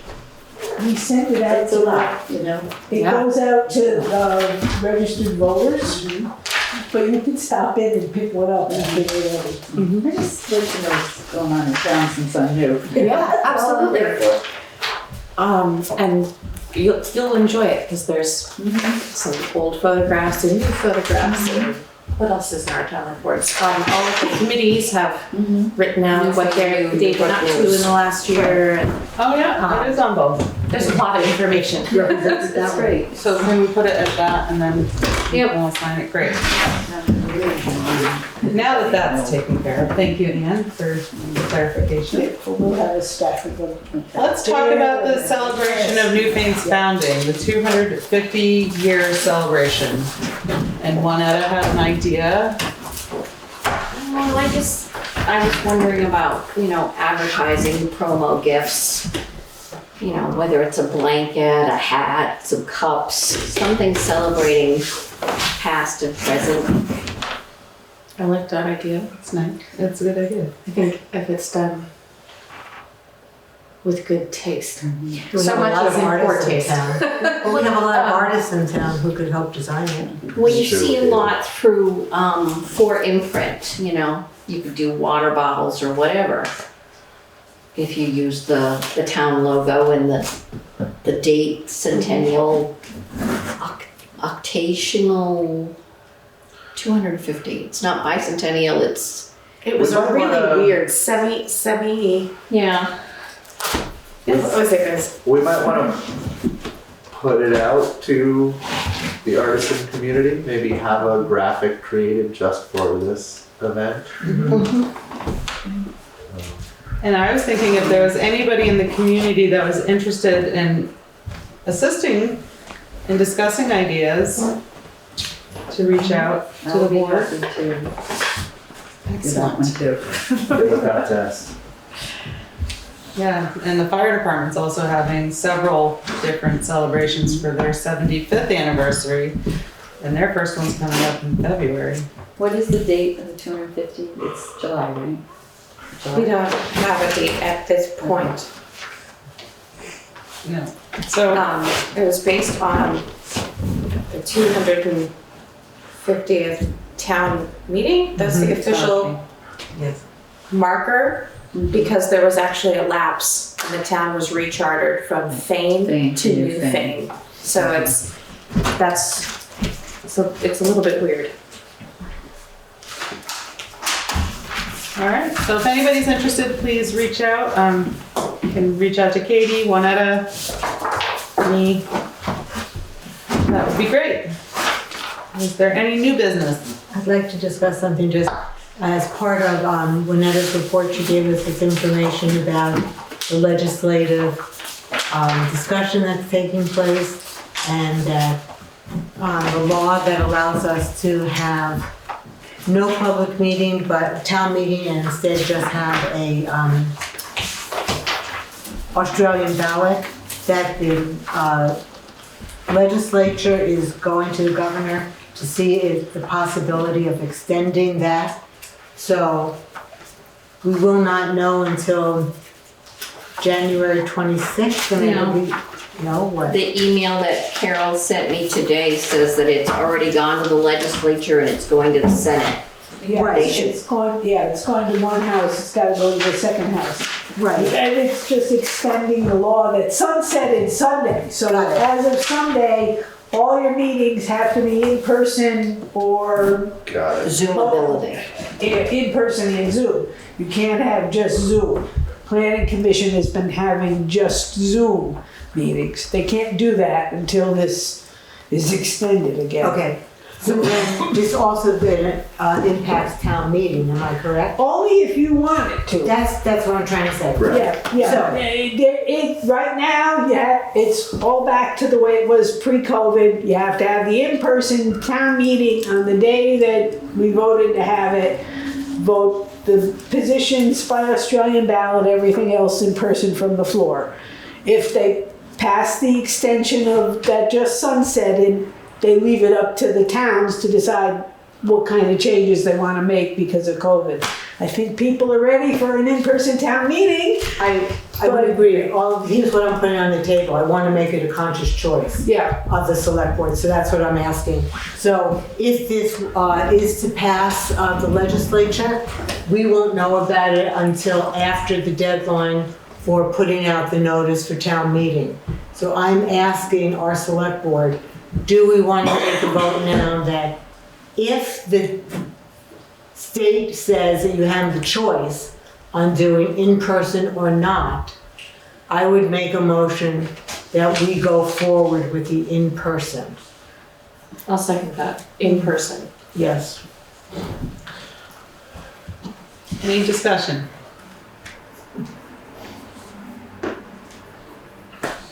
Hearing none, all those in favor say aye. Aye. Great. Let you know what I hear as soon as I hear it. Wonderful. Thank you. Thank you. Any other new business? So the warning will go out for the town meeting on January 26th, whenever? Is that what this says? Yeah. And we don't have to sign anything for that to happen or anything, I think, since that's Sign it. that. That's the warning with the articles. That's what you're voting on tonight and agreeing to. Excellent. Got it. Cool. Okay, we already did correspondence. And I'd like to thank everybody for being here tonight. Good to see everyone and have a great conversations. And everyone stay safe and have a good evening. We're going into pay orders. Thanks, Mike. Take care. Thank you, good night. Good night. Thank you.